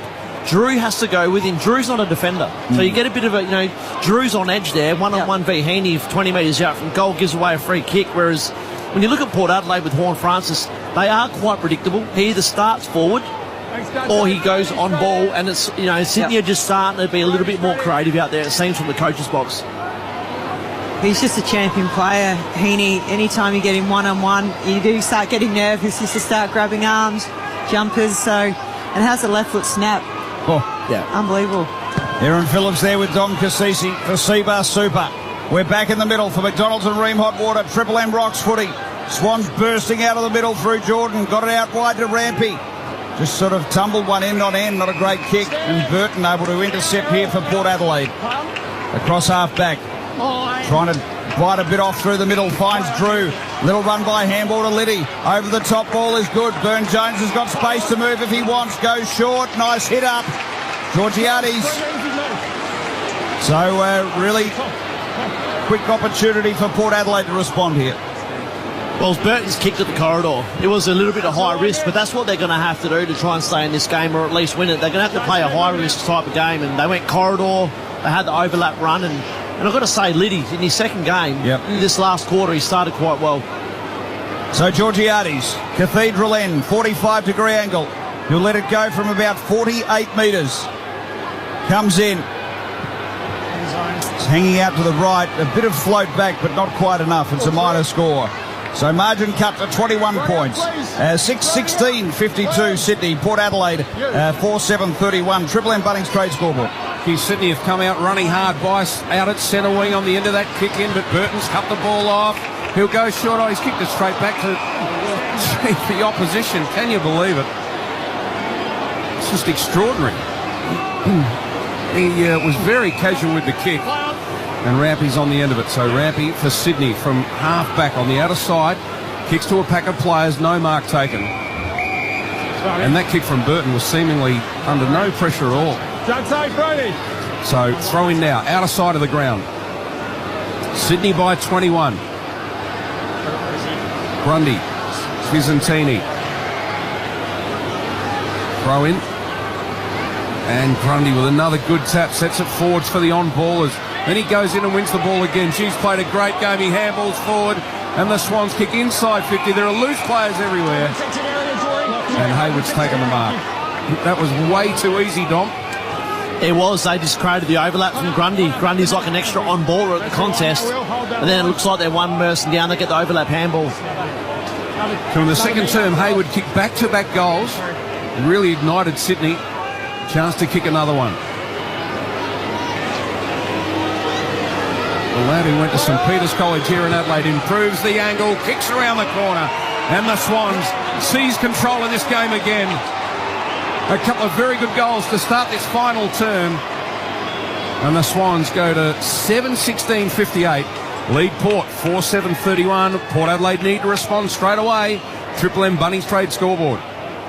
Just having a look again at the replay. Grundy's just intent, his work ethic. Dante Visentini, he's a young player, but he's getting a bit of a lesson tonight. Just watching his follow-up.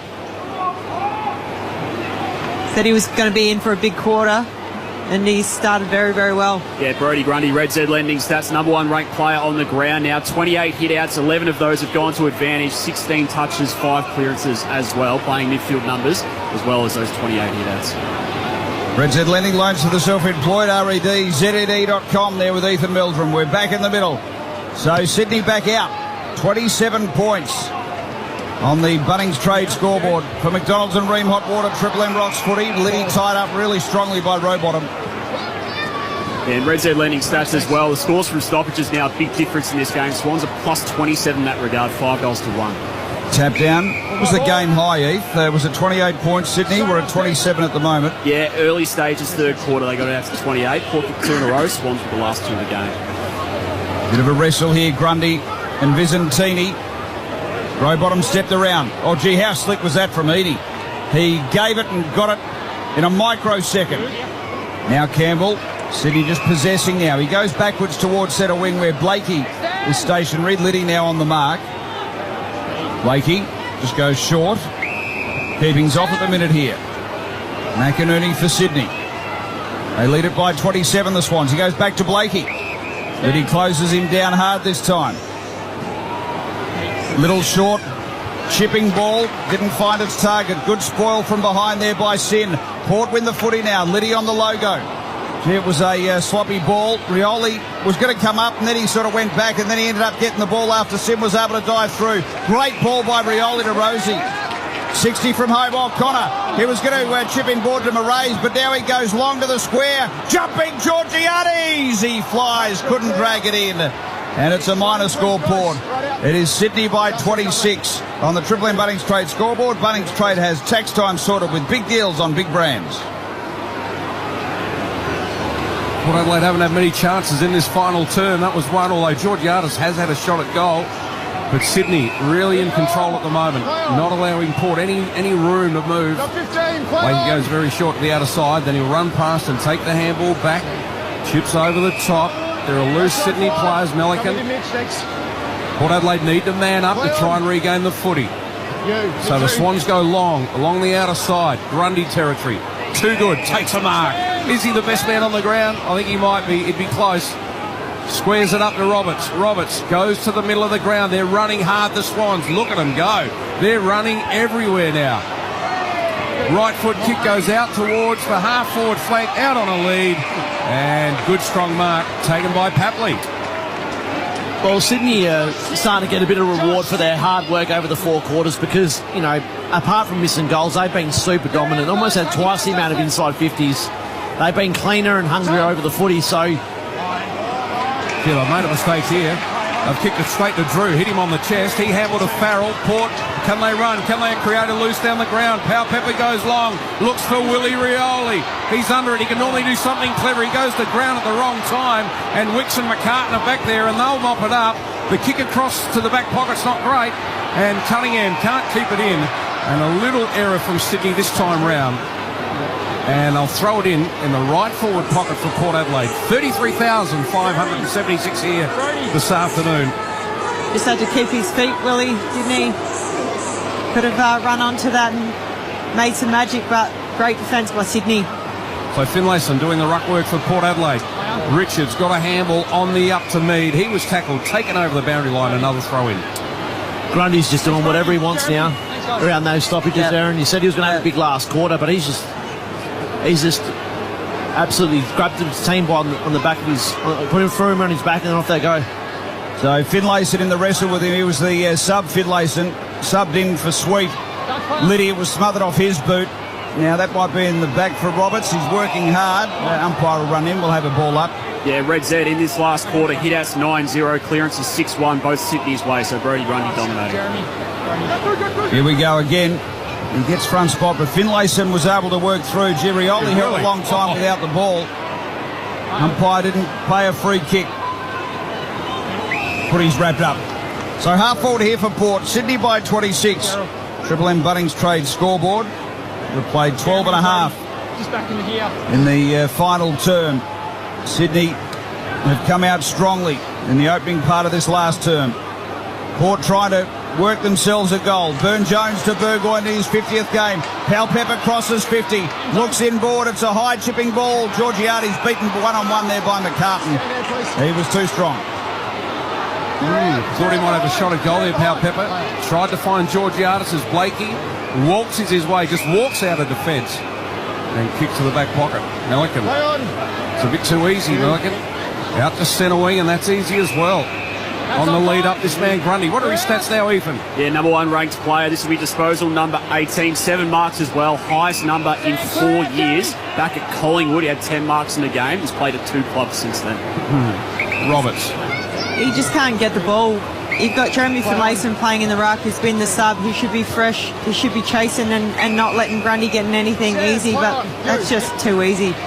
So the Swans draw the loose man, get it to McInerney at centre wing. In front of the members, Campbell. Campbell over the top, row bottom. Row bottom will deliver inside 50 as easy as you like. And that's a strong mark from Amati, who, as we know, struggled to find the goals tonight. 7 so shots on he goal. over the top. Not 15. Called to play on the Swans. Hayward's got the ball. 3 goals to his name. He has to handball and play on. The Swans through Gordon, kick it long and high to the front of the goal square. No mark taken. Ground level. Meads in there for Port Adelaide. Could have been in the back. Powell Pepper. He might have given away a free. Umpire says no. We'll ball it up. Gordon's Sheldrick could have been given a free there. Yeah. So ball up in front of Sydney's goal. Unlucky. That looks well and truly over 15 to me, but... Finlayson doing the ruck work. Gets a red tap away. Powell Pepper picks it up for Port Adelaide. In defence, Hamill to Bergman. Under the pump. Got it to Radagalia. Over the top. Powell Pepper provides the run. Gets the kick away. Centering, and it's good. No, Rosie's dropped the mark. Goes back and wins the ball. Has to get the skates on. Handball's under a ton of pressure, and it goes out of play. Mark Thomas on the boundary. Worse for Port Adelaide, unfortunately. Looks like Matty Liddy's copped one. He had right in front of me. He tried to put some body on as Sam Wicks come off second best. Looks like it might be an AC joint to the shoulder, right shoulder. Well, Jane Seamer, it's a great buy 3, get 1 free plus instant cash back deals. Call or shop online today. T's and C's apply. Rucks are going to go at it here. So McLean's moved into the ruck now. Finlayson won that one, but gives it straight to McInerney for Sydney. Jordan for the Swans to Rowbottom, wrapped up by Rosie. Ball spills out. Sheldrick got it across to Papley. Inside 50, Amati. He might be more inclined to have a shot this time, although look at Papley working hard. He wanted another piece of the action. And he's dirty about it. He wanted the ball back. Red Z lending stats just reminding Joel Amati 7 shots on goal for 0 goals 5. No one's gone 0 goals 5 in a game in 3 years. In rare air is Amati as he comes in. City end, 45-degree angle from 46 metres or a bit longer. Wow. And that's out of bounds on the full. He has just not had the radar anywhere near things tonight. And Sydney still by 26 on the Triple M Bunnings trade scoreboard. I think he's still dirty that he had to come off after he kicked 9 goals. Could have kicked 10 in. Still mad. So Port Adelaide with the ball in defence. Jones handballs to the running Zirk Thatcher. Not much on offer. He's run himself into big trouble, but gets out of it with a handball to Jones. Jones in trouble. Then he handballs out wide. Bergman. Port Adelaide messing around. Bergman's going to turn this over and kicks it straight to Rampy. And that was awful, but good pressure, Sydney. Rampy with the ball, centre wing. Move it on, play on. Told to get on with it by the umpire. Takes plenty of time. Delivers long and strong. Amati territory again. Burton with the fist for Port Adelaide. Gets it over the back, and it will dribble out of play. The left forward pocket of the Swans. Rux, thank you. Hayden. Have it thrown in. Jeremy. Umpires really barking it out there. And they are mic'd up exclusively, of course, for us here at Triple M footy. Throw in. Top of the 50 here for the Swans. Heaney came through. McLean tried to get boot to ball for Sydney. Spills out the back. Inside 50. Now free kick. Holding. It's going to be, is it Amati? Free kick straight in front. And it's, is it Hayward or Amati? It's Hayward's ball. No, he's coming over to give the footy to Amati. Amati didn't even want to take that. He's trying to fake a cramp. He could handball. Oh, no. He could give off. You want to see him kick this. Come on. Amati is 0-5, and he's, I reckon he's 2 out of bounds. Heath on the full as well. At least 1. 3. This is his 9th shot on goal. Wow. Amati straight in front. He's missed. Oh, no. He has missed. Straight in front, he's missed to the right. 10 shots on goal on the Red Z, 0 goals 6. Not since Nat Fyfe in 2021. The player kicked 6 behinds about kicking a goal. Incredible. Fyfe did win a Brownlow, so not a bad comparison. Yeah. So Burton runs in for Port Adelaide, kicks it to the outer side. Power Pepper's got a couple to beat the Swans. Fist the ball clear. Murray's off hands, read it nicely. Runs himself into a bit of stripe, but got out of it. Gave the ball to Richards, who just belts it forward. Port Adelaide play in front. Finlayson's taken the mark. The super sub who's come on. Can he kick a goal for Port Adelaide? He'll kick it from just outside the 50. No real angle to speak of. So a late inclusion in the side today with Berry going out through illness. Jeremy Finlayson. The umpire tells Lockie Jones to get out of the zone. I've never understood that rule. He might want a handball to him. As Finlayson gets under it a little bit, it won't make the distance. No one takes the mark either. Off hands, through for the minor score. Port Adelaide, 4-9-33. Trial Sydney, 7-17-59. Triple M Bunnings trade scoreboard. Sydney's defence have been really good. Heath, what's Butters done this quarter in the last? Yeah, not a lot. He's statless so far in this game. Remember, 26 disposals to three-quarter time. Most of any player hasn't had a single disposal 20 minutes into this last term. So throw in. Sydney by 26. There's just under 7 minutes left. Triple M Bunnings trade scoreboard. Bunnings Trade has tax time sorted with big deals on big brands. We'll have the footy thrown in. There is still time for Port, but they need to get a couple quickly. Sydney's pressure relentless around these stoppages. Grundy, after doing all the hard work, is doing the tackling work there on Butters as well. They had an extraordinary day out, the big ruckman for the Swans. Rosie stepped through the contest well. Got it working inside the 50. Moraes came out, Pal Pepper. He was just about to bowl over Moraes. I reckon that would have been the third teammate Powell Pepper's taken care of today. Heaney across to Cunningham, back to Heaney. Sydney working really in tight spaces. That little palm down to Jordan was good from McInerney. Footy up to McLean in a contest. Ball spills out the back. Coming out and meeting at Hayward. Able to step around. Oh, he sold some candy on Burton beautifully. Open up a whole store. Dishes it out wide. Here's McLean. Now Mills, now it's 50. So is that for Liddy coming in off the... Yep. Okay. So this will be a certain goal for McLean. How do you stand the mark there in that case? He came in from behind him, didn't he, to stand the mark? Are you just not allowed to at all?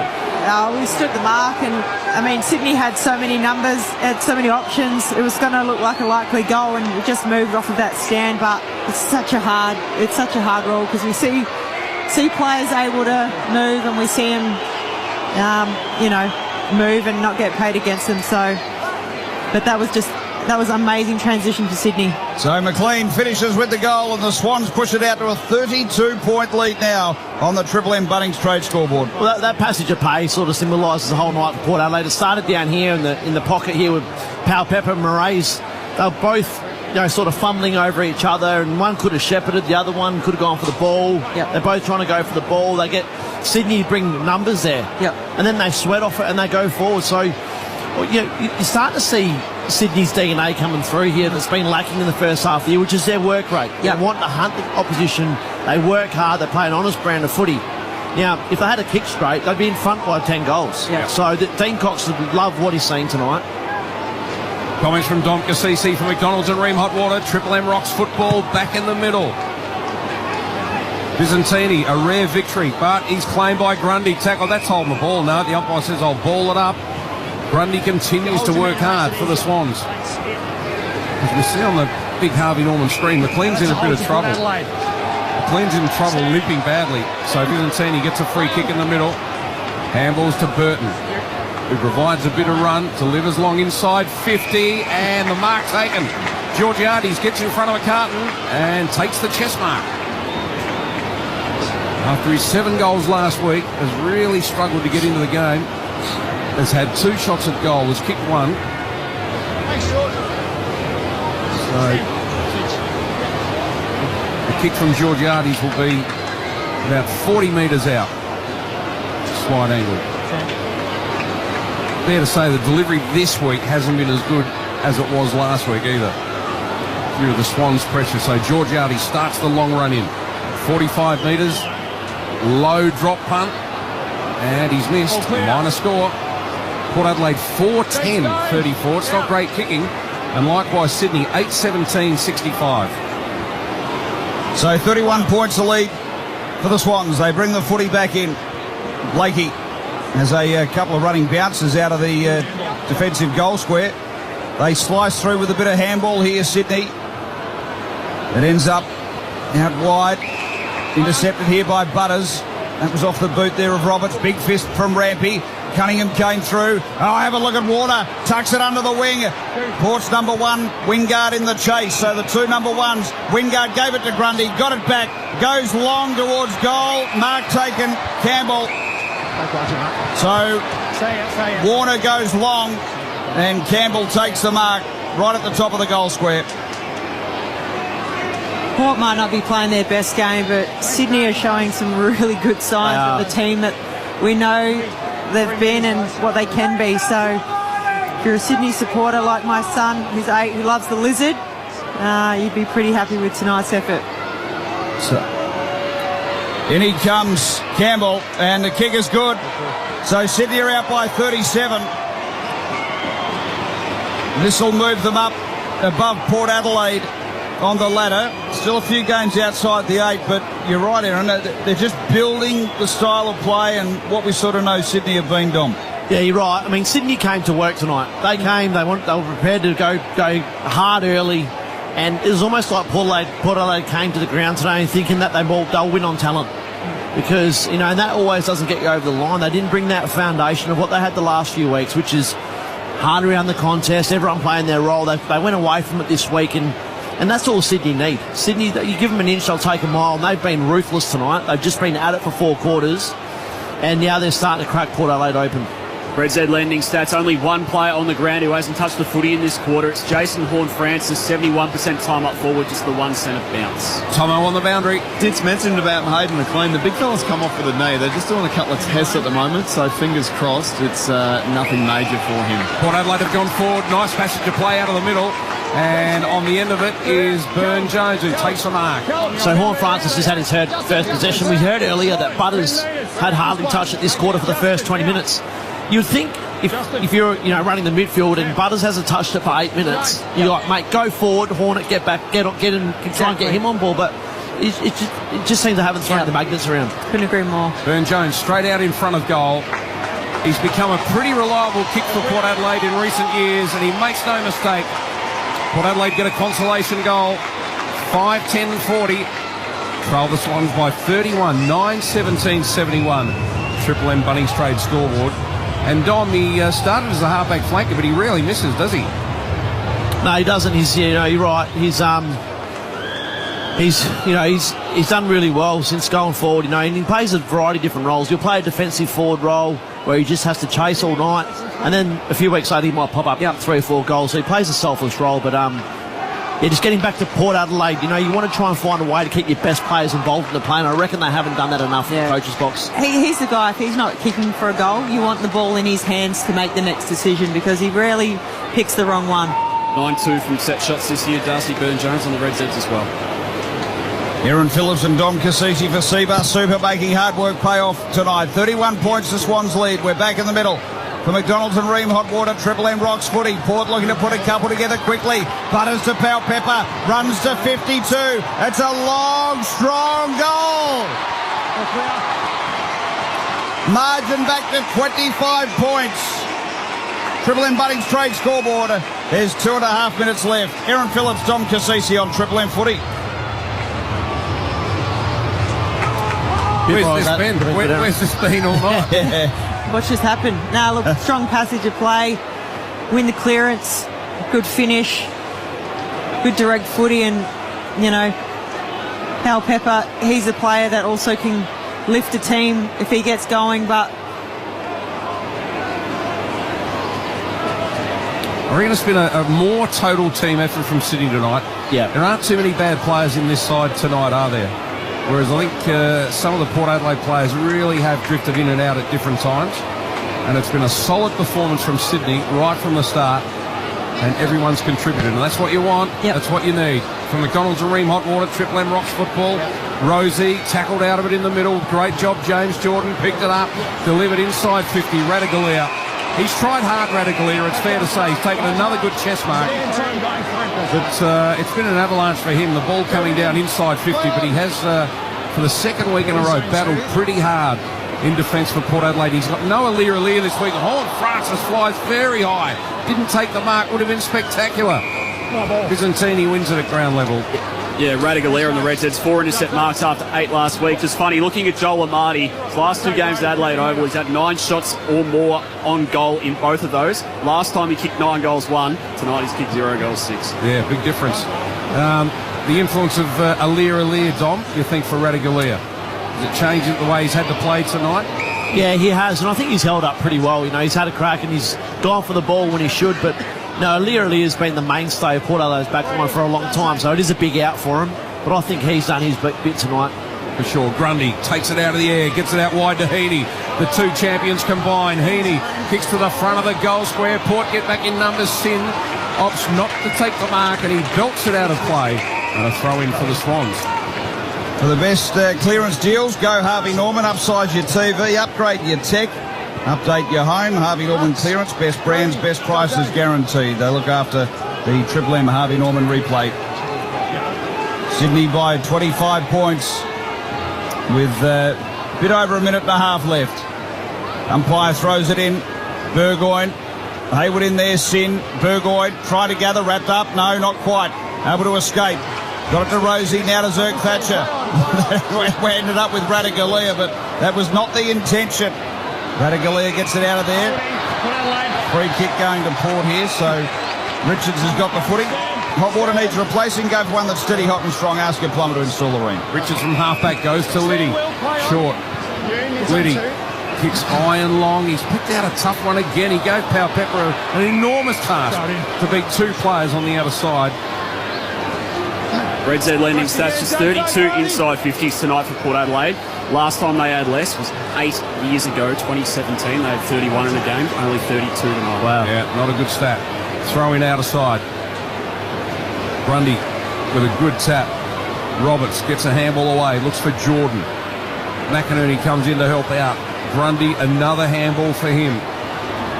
The Swans go backwards. Warner at half-back to McCartan, who throws out a handball to Grundy. He'll get another stat. Feigns one way, then the other. Gets around Rosie. Amazing stuff for the ruckman. And the Swans go forward along centre wing out of side. No mark taken. Off hands to Burgoyne. Burgoyne handballs to Zirk. Thatcher. Port Adelaide are away. On the left boot, Farrell sends a really long ball. It's into a bit of space. Burne-Jones tried to sock it to his teammates' advantage, but Roberts back there strong for the Swans. Radicalea a bit marked. This is off to Liddy. Inside 50, Bergman's by himself. Big fist closing late. Rampy peels off and smashes it over the line. We'll have it thrown in. So this is a big win for Sydney and a real disappointment for Port Adelaide after stringing a couple together. And the Swans, they string a couple together the other way. After that Adelaide defeat, a Richmond win, and then the bye, and now this. Swans by 25 points. Some very rare points against Port Adelaide for the Swans, home by 25.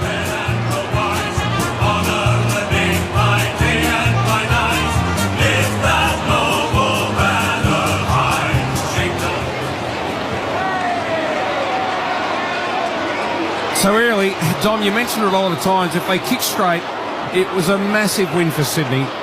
They were far too good as Port Adelaide get a final shot. Yeah, actually, Richards, that's why the song stopped, because Richards is going to have a shot. And he puts it through.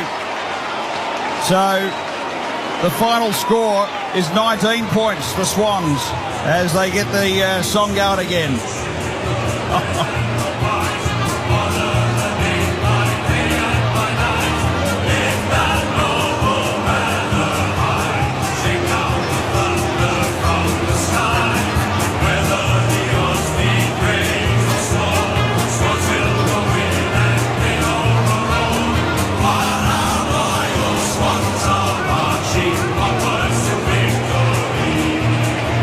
So 19 points sounds almost respectable. Yeah, Silk Burgoyne with Errol Goulden. Yeah, great win. We haven't won here in 10 years, so big win in the terms of our season. So you're coming back after a long-term injury. Talk us through the work you've been able to do to give yourself the ability to come out and play tonight. Yeah, I've obviously worked pretty hard with our physio team and just trying to get the strength back in my ankle and my calf. I was kind of rolling around with a bit of a toothpick leg for a while there, but put a large body of work over the last 3 or 4 months, and honestly, mate, I don't really care about how I play. I'm just happy to be back out here with my teammates. You said you haven't won in a while. What was the message pre-game from your coach? Just in the contest, we know that's obviously a pretty hostile crowd, and their contest work has been really good the last 3 or 4 weeks. They've been playing really well, so we had to match them there, and then we wanted to play a bit of speed. We're going a bit slow with our ball movement, and our connection inside 50 hasn't been great as a result of that, so we wanted to play a little bit more speed, get the ball in the hands of Liz off the half back, and then connect inside 50 a little bit better. Congrats on the win, mate. Go and enjoy it with teammates. Cheers. Silk Burgoyne, thanks to our friends there at Fox Footy, catching up with Errol Goulden, a very important Sydney player who got the boots back on today. We'll be heading down to the Swans rooms soon as well with Tomo and Aaron Phillips. Dom, the wash-up of this, Port Adelaide and Sydney, what does it mean for these two sides today? Well, look, there was a lot on the line for both, and Sydney's intent was clear from the start. They came to play. Before the first bounce, they were getting in Port Adelaide's face, and you can tell Port Adelaide they probably expected they were going to win on talent. Sydney had been down a bit, but the season's relentless, and you've got to rock up each week, and we saw two different teams in terms of attitude. Sydney were hungry tonight.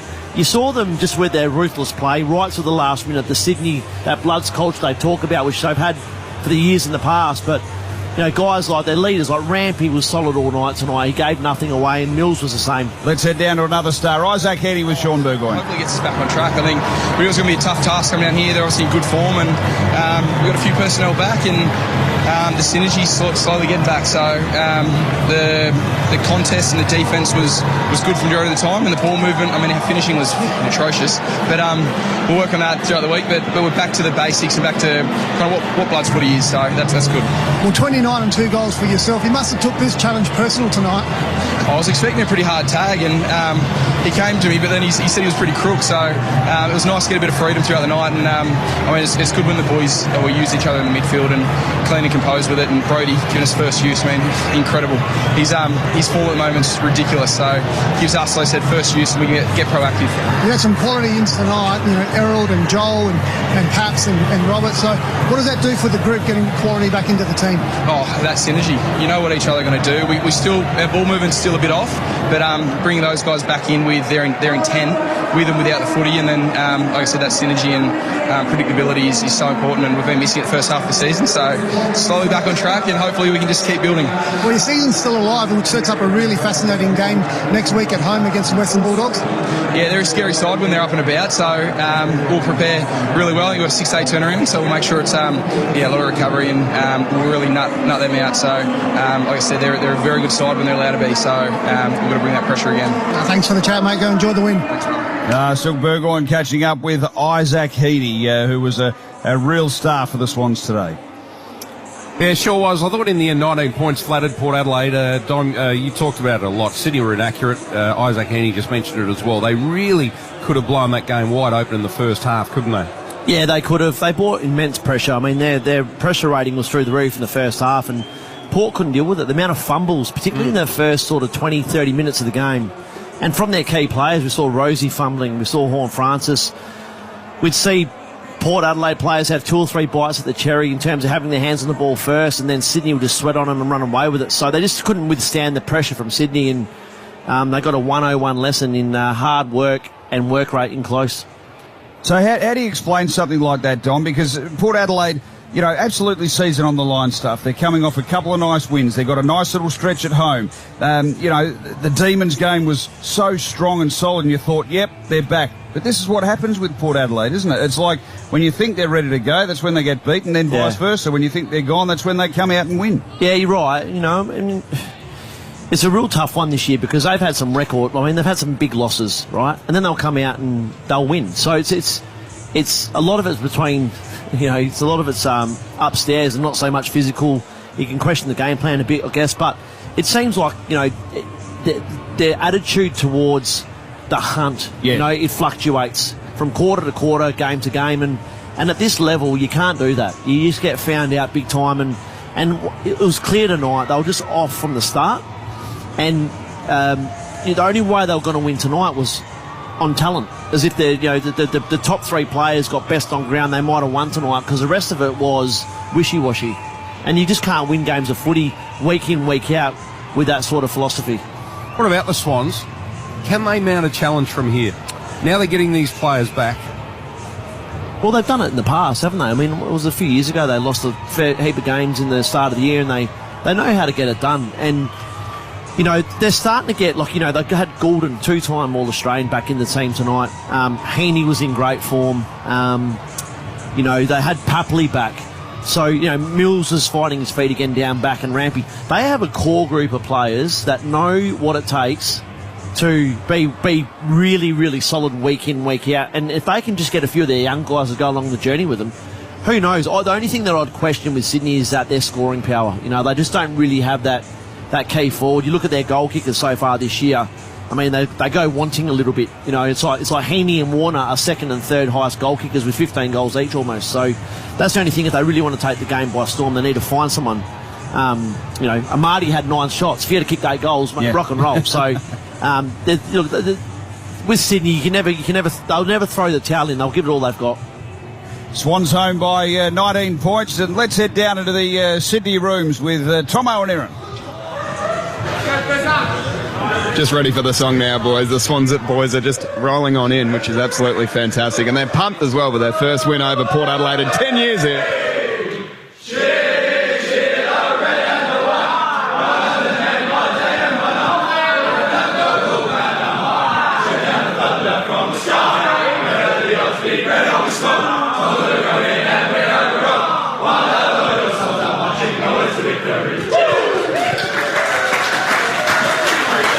Hell of a vibe down here, Aaron, in the rooms at the moment. The Swans, their first win over the Port Adelaide Football Club here at Adelaide Oval in 10 years. Hell of a performance. It was an unbelievable performance, and they'd be happy, obviously, to come over here, break the 10-year hoodoo and get a win like that. And led by Brodie Grundy, thought he had a fantastic game. The SA boy felt like he was at home all night. So fantastic effort by the Swans. We're going to speak to the skipper, Callum Mills, very, very shortly, which I'm thoroughly looking forward to. He was fantastic with 27 of them and a game-high 8 marks. A great skipper's game. Yeah, definitely. And you want to come over on the road, play a skipper's game and lead the way he did. I thought he's fantastic all night. Heaney, I mean, you could go across the ground. There was plenty of contributors today. So an all-round team performance. They'll be, ticking that one off, saying that was a fantastic one to start their second half of the year with. Yeah, and Gordon's first game, obviously, for the season this year in 2025, and hadn't lost it. Yeah, definitely hadn't lost it. He thought maybe a little bit of rust, but I thought that was a fantastic first game back after that injury. So, that'll build up his confidence. They'll roll into next week feeling very, very good about themselves, I'm sure. What about the Swans as well? It wasn't that long ago. It was 3 weeks ago. Went down by about 90-odd points to the Adelaide Football Club. Yep. They do Richmond. They get the bye, and it seems like they might have their mojo back. Yeah, look, I think, Coxie and the team would have sat down and in that bye and reviewed the first part of the season. They would have liked some things, obviously not liked some things, and I thought they started watching them warm up. I just looked like they were really just on their toes. They were getting around each other. They just seemed like they had a different energy than the first half of this year that they started with. So really good signs, obviously, and fantastic performance by especially this skipper here we're about to chat to. This bloke was absolutely superb today. The skipper of the Sydney Swans is Callum Mills, and he was dominant. A game-high 8 marks in the backlines there with 27 touches yourself. You must be absolutely pumped for that. Yeah, not really about my individual performance. I'm just glad we got a win, mate. And first of all, congratulations, Aaron's Hall of Fame. Thank you very much. Good to be with a Hall of Famer. No, make me blush. No, that was honestly fantastic. We were just talking about a team performance, and I want to know what you guys did. Obviously, you had a great win against Richmond, 44 points, had the bye. What was the discussion? What did you guys want to come out in the second part and kind of get back to? It kind of happened before the bye, to be honest. We were at a bit of a crossroads, weren't we? Like, we have to win. That's the reality of it. And we didn't want to wait for the bye, so we did it a few weeks earlier, a massive reset. And, well, it wasn't really a reset. It was just, let's hone in on our game, what makes us a good team. And I think we've been able to train that for about 3 or 4 weeks, which, we're trying to do the whole time. But I think we've just had a bit more sharper focus with it. Papley, Gordon, obviously, this, they just seem like they inject energy, especially Papley. We saw him, the angry man, a few times. But what do they bring? Because it just seems like they bring just another energy. No, you're right. They bring a massive energy, and Paps plays on big emotion, and that really helps our team and it helps our forwards. He's a big leader down there. He led up with the ball, and I think once you do that, it sort of drags other forwards to do it, and he really helps with our system. Was there a focus pre-game as well to go after the Port Adelaide Football Club? We saw all 6 midfielders basically huddle up. I've never seen anything like it, with both the wingers, with all 4 inside, and it seemed like a real intent to go after Port Adelaide tonight. Yeah, well, we want to do that every week, really, and it's just about setting up good habits, and I thought we did it again tonight, and we just got to do the little things right for longer. Talk about Grundy's game. They tried to throw a couple of ruckmans at him today, but he's at home in SA, and he was pretty good. He's a big boy. I think his last few weeks have been pretty good. Just his scramble around the ground. He's an extra midfielder. When the ball hits the deck, he looks pretty sharp. So we love that about Broads, and he's really good at bringing strength. Isaac Heaney was absolutely superb tonight. I think they had 3 Port Adelaide players try and go through him. He just goes from strength to strength when he's on fire. Yeah, he got nailed in the middle and then gets a handball, and he's tough as. And I think that's what we love about him. Everyone will see him fly for marks and grabs, but he's just he is tough. What was Coxie's message to you after quarter time? Because you weren't kicking straight. You could have really separated early in the game, but, inaccurate, kept them in it. Yeah, it's a hard one because you obviously don't want to do it, but putting your attention on it doesn't really make... Everyone wants to kick a goal. Yep. You can't tell me anyone wants to kick it behind. So our process was right. We were setting up really well behind the ball, and we just thought they'll come. They didn't come, but we won on points, which was nice. No, I got to touch on that because Joel Amati. So when do you bring it up? Obviously he's not quite as flash in front of the sticks. So I remember seeing a game wasn't that long ago last year. He kicked 9 goals against the Adelaide Crows here. Is it you bring it up tonight over, or is it the flight home? When can you bring that up to him? I think as soon as the siren went, boys went up to him. First thing he said is, "I'm getting rid of these boots." There's probably a few swear words in there, but what is it, the law of averages? You can't kick 9 straight, and he was kicking them everywhere against the Crows one day, so I think it just evened out a little bit. Yeah, we were saying he was dirty because he got taken off before he could kick his 10th. He's still mad about it. Oh, how good. What about for the rest of the weekend, mate? What does it hold? You go back tomorrow? Do you get a couple of days off? What's the story? We go back tomorrow. We got doggies on Friday night, so quick turnaround and ready to go. Brilliant. Callum Mills, the skipper of the Sydney Swans. Congratulations to you, mate. It's a great win. Fantastic. Thanks, guys. Skip. Thanks for having me. Well done. Always a great chat. Callum Mills, don't worry about that. And yeah, just superb again in the back half. He wasn't talking up his game all that much, so plenty of improvement apparently, but that's a bit scary. No, and I'm glad to see that they've nailed that early with Joel Amati. That had to get we had to squash that, didn't we? Yeah, well, some kid who's holding up Joel Amati, can I have your boots? They probably don't want him after that game. No, I'm just kidding. I mean, like, as an athlete, as a football player, you have games where sometimes, especially as a forward, sometimes they just don't go through the big middle sticks as much as you want. But you got to put that behind you. You've got to pretend that didn't happen and start next week fresh. That's the skipper Callum Mills down here. Yoda, we'll back up to you, mate. Good stuff, Tomo. Well done, Aaron. Great stuff down in the Swans room. Sydney home by 19 points. Also carrying off the Bob Jane T-Mart's interview. Great buy 3, get 1 free plus instant cashback deals. Call or shop online today. T's and C's apply. We'll be back after the break. Dom Cassisi and Chris Dittmar will wrap this one up from the Adelaide Oval. Big game coming your way as well. The Pies and the Saints. That'll be a big one tonight. For McDonald's and Ream Hot Water, Triple M rocks footy. That quarter for Bunnings Trade. Bunnings Trade has tax time sorted with big deals on big brands. For Ream Hot Water, Triple M rocks footy. hot water needs replacing? Go for one that's steady, hot and strong. Ask your plumber to install a Ream. She thought it was true love. He looked at her. Handsome. Nice watch. Then he just started firing questions. How much do you earn? What are your assets? Why do you need my money? It was then she realised he was a bank and would never understand her business. Red Z knows when you need a loan, you need someone that understands the self-employed. With love from Red Z. Speak to your broker or visit redz.com. Red Z. Backing those who back themselves. Australian credit licence 311128. For the best clearance deals, go Harvey Norman. Shop smart technology. Save $1,000 on LG 75-inch 4K mini LED smart TV. Up to 30% off Windows 11 computers. All the big brands on sale. Save $250 on Electrolux 10-kilo washer and Motorola Edge 50 Neo smartphone half price, just $348. Shop mattresses, bedroom furniture, kids furniture and storage pieces, plus lounges, dining, outdoor furniture and barbecues. Harvey Norman half-yearly clearance. Best prices guaranteed. Conditions apply. Yeah, it's been a long week. Now, it's finally time to put your feet up and watch your team work hard to bring home the win.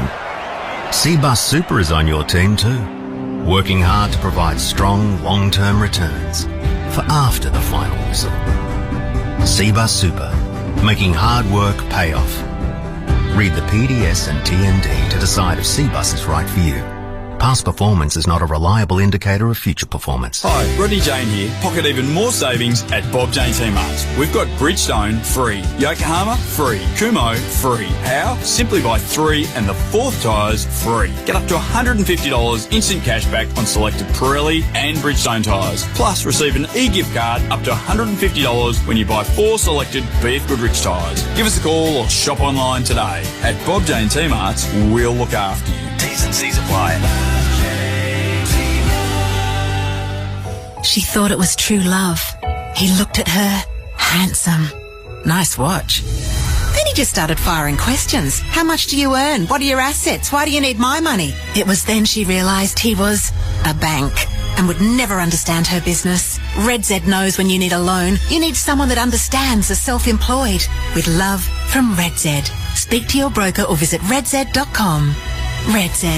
Backing those who back themselves. Australian credit licence 311128. For the best clearance deals, go Harvey Norman. Shop Smart Technology. Save $1,000 on LG 75-inch 4K Mini LED Smart TV. Up to 30% off Windows 11 computers. All the big brands on sale. Save $250 on Electrolux 10-kilo washer and Motorola Edge 50 Neo smartphone half price, just $348. Shop mattresses, bedroom furniture, kids furniture and storage pieces, plus lounges, dining, outdoor furniture and barbecues. Harvey Norman half-yearly clearance. Best prices guaranteed. Conditions apply. Yeah, it's been a long week. Now, it's finally time to put your feet up and watch your team work hard to bring home the win. Seabus Super is on your team too, working hard to provide strong, long-term returns for after the final whistle. Seabus Super, making hard work pay off. Read the PDS and TND to decide if Seabus is right for you. Past performance is not a reliable indicator of future performance. Shut up! The footy's on Triple M! Triple M rocks footy. The Triple M Footy Review for Amy. When clangers happen, it's lucky you're with Amy. Saturday Arvo footy at the Adelaide Oval. The Swans home by 19 points. 9-17-71 over Port Adelaide. 7-10-52 to McDonald's and Ream Hot Water. Triple M rocks footy making their debut. It's the new McWings from Macca's. Big game coming up as well. We got Collingwood and the Saints on the other side of this. It's our Triple M Amy review. When clangers happen, it's lucky you're with Amy. Dom Cassisi, you've been a captain of an AFL club, obviously Port Adelaide, so you know what this is all about. But when I look at the Swans and you see the players they got back in tonight, I want to give you some names here in total. So go down the list. You got Warner, Grundy, Heaney, Rowbottom, Haywood, Papley, Callum Mills. I think Braden Campbell's a very good player. James Jordan, Goulden, Blakey, Rampy. You know, it goes on. When you've got that group as your core, you can trust them, can't you? Do you know what I mean? Long term now, they've had injuries this year. You were telling me in the break about the blokes that have only played a couple of games, you know, this year that have been in and out. When you get all of those back together, that is a team you can trust for effort and for having an absolute crack. Correct, and they've got a proven track record of that. But, you know, the 10 you just mentioned, like four of them have hardly played any footy. Cunningham played his second game tonight. He's played 200 games. Papley, who's our heart and soul, played his fourth game tonight. Mills, he's played his third game tonight, who's a skipper, and then you got Goulden, who's a two-time All-Australian. He played his first game tonight. Yeah. So they've just added four seasoned campaigners to add to their depth, and you saw that tonight. They were just in control, their hunger, their determination. The DNA of the Sydney Swans was back tonight, and then they've got the talent across the ground to be able to kick scores and make it hard for the opposition. It was interesting listening to Isaac Heaney post-game with Silk Burgoyne talking about the synergy and the energy that comes back with those sort of players, because they've played together for a period of time, they know each other, and also the way the ball movement under Dean Cox started to come together a bit better tonight. Yeah, you're right. I mean, that they play, I mean, you can see Dean Cox wanted to, his game style is a little bit more attacking than Longmire's. You know, Sydney under Longmire with Dower, you know, you had to be at it for 4 quarters, it'd be low scoring, whereas he's trying to unlock him a little bit. Now, it's first year as coach, there's always going to be a bit of an overcorrection, and then you've got to adapt. So they're halfway into his first year, and, you know, maybe now they've got this more experience there where they can control the game style a bit more, then who knows what they can deliver the second half of the year. Now, I want to ask you a really hard question, all right? Yep. Don't get angry, I don't want to put you on the spot. But I think it's what a lot of Port Adelaide people are sort of thinking or asking. And this applies probably to every club in the land. But what changes when Josh Carr takes over? Because the question you get if you're having a beer in a front bar and a supporter walks up and says, why isn't he giving those ideas now? Or why isn't he, if next year it's going to change so much, why isn't he saying to Ken, hey, I reckon we should be doing this in the midfield now? Or do you understand my question? Yeah. So look, how it works is the senior coach has their philosophy on how the game should be played, right? And everyone's a little bit different, right? So the senior coach has their philosophy. He then goes and gets assistants, right? That you know, the forward coach that will train the forward style he wants. Now, so the head coach is to control all of that. So Josh Carr can't come in round 4 and go, mate, we should be doing this, because at the end of the day, you can't change in season anyway. They've done the whole pre-season, and it's Ken's philosophy on how the game should be played. So at the end of the year, it changes. You know, they go on their break. Josh comes back, and his philosophy on how the game should be played, he would have nutted that out over a long period of time, and then he'll go and use the current assistants or find other assistants that, you know, if he thinks the game should be played a certain way in offence, he'll know other assistants or one internally or externally that has the same philosophy on how the game should be played in offence. So go get them to help him deliver on that. So It'll be a whole change of things because no two coaches have got the same way they want to play, and then they've got to go to work and coach it and get the right people around them. So, it's clear for me that Ken's game style this year was that, high risk handball game. Knowing Josh for a long time and seeing what Josh has coached in the past, that's not probably the way he would like to see the game to be played. So that's up for discussion in the year. So you think we'll see a fairly big change? Well, I'd expect to. It's a new coach. Just because Josh Carr's coming from internal, right? It doesn't mean that you just got to look at it in the eyes that it's a new coach coming in. Yes, he's come from inside the four walls, but the way the game should be played is he's going to deliver on his own philosophy, which might be very different to Ken Incley's. Sydney home by 19 points over Port Adelaide. Time for our Maccas I'm Loving It moment, and tonight's I'm Loving It moment happened in the last quarter, and here's how we called it on Triple M Footy. Heaney gets the free kick in the pocket. All right, so he's going to go around the corner with the left boot. So he's pretty confident. It looks good. Has he given it too much? It does come back. What a great kick. He started it out way left, and it spun back beautifully. And that's a handy goal for Sydney at the start of this final term. Oh, yeah, he was a star, Heaney. They found him a handful tonight, didn't they? Oh, they did. Yeah, he was amazing. And then I just love the way they use him, because where he ends up is not where he starts. He'll start on ball. The ball's in play. Sydney go forward, and the next minute he's in the goal square. Let's get our Triple MVP award votes, Dom. Hope you enjoyed the game. And now the footy's finished. Let's take you back to your regular radio station.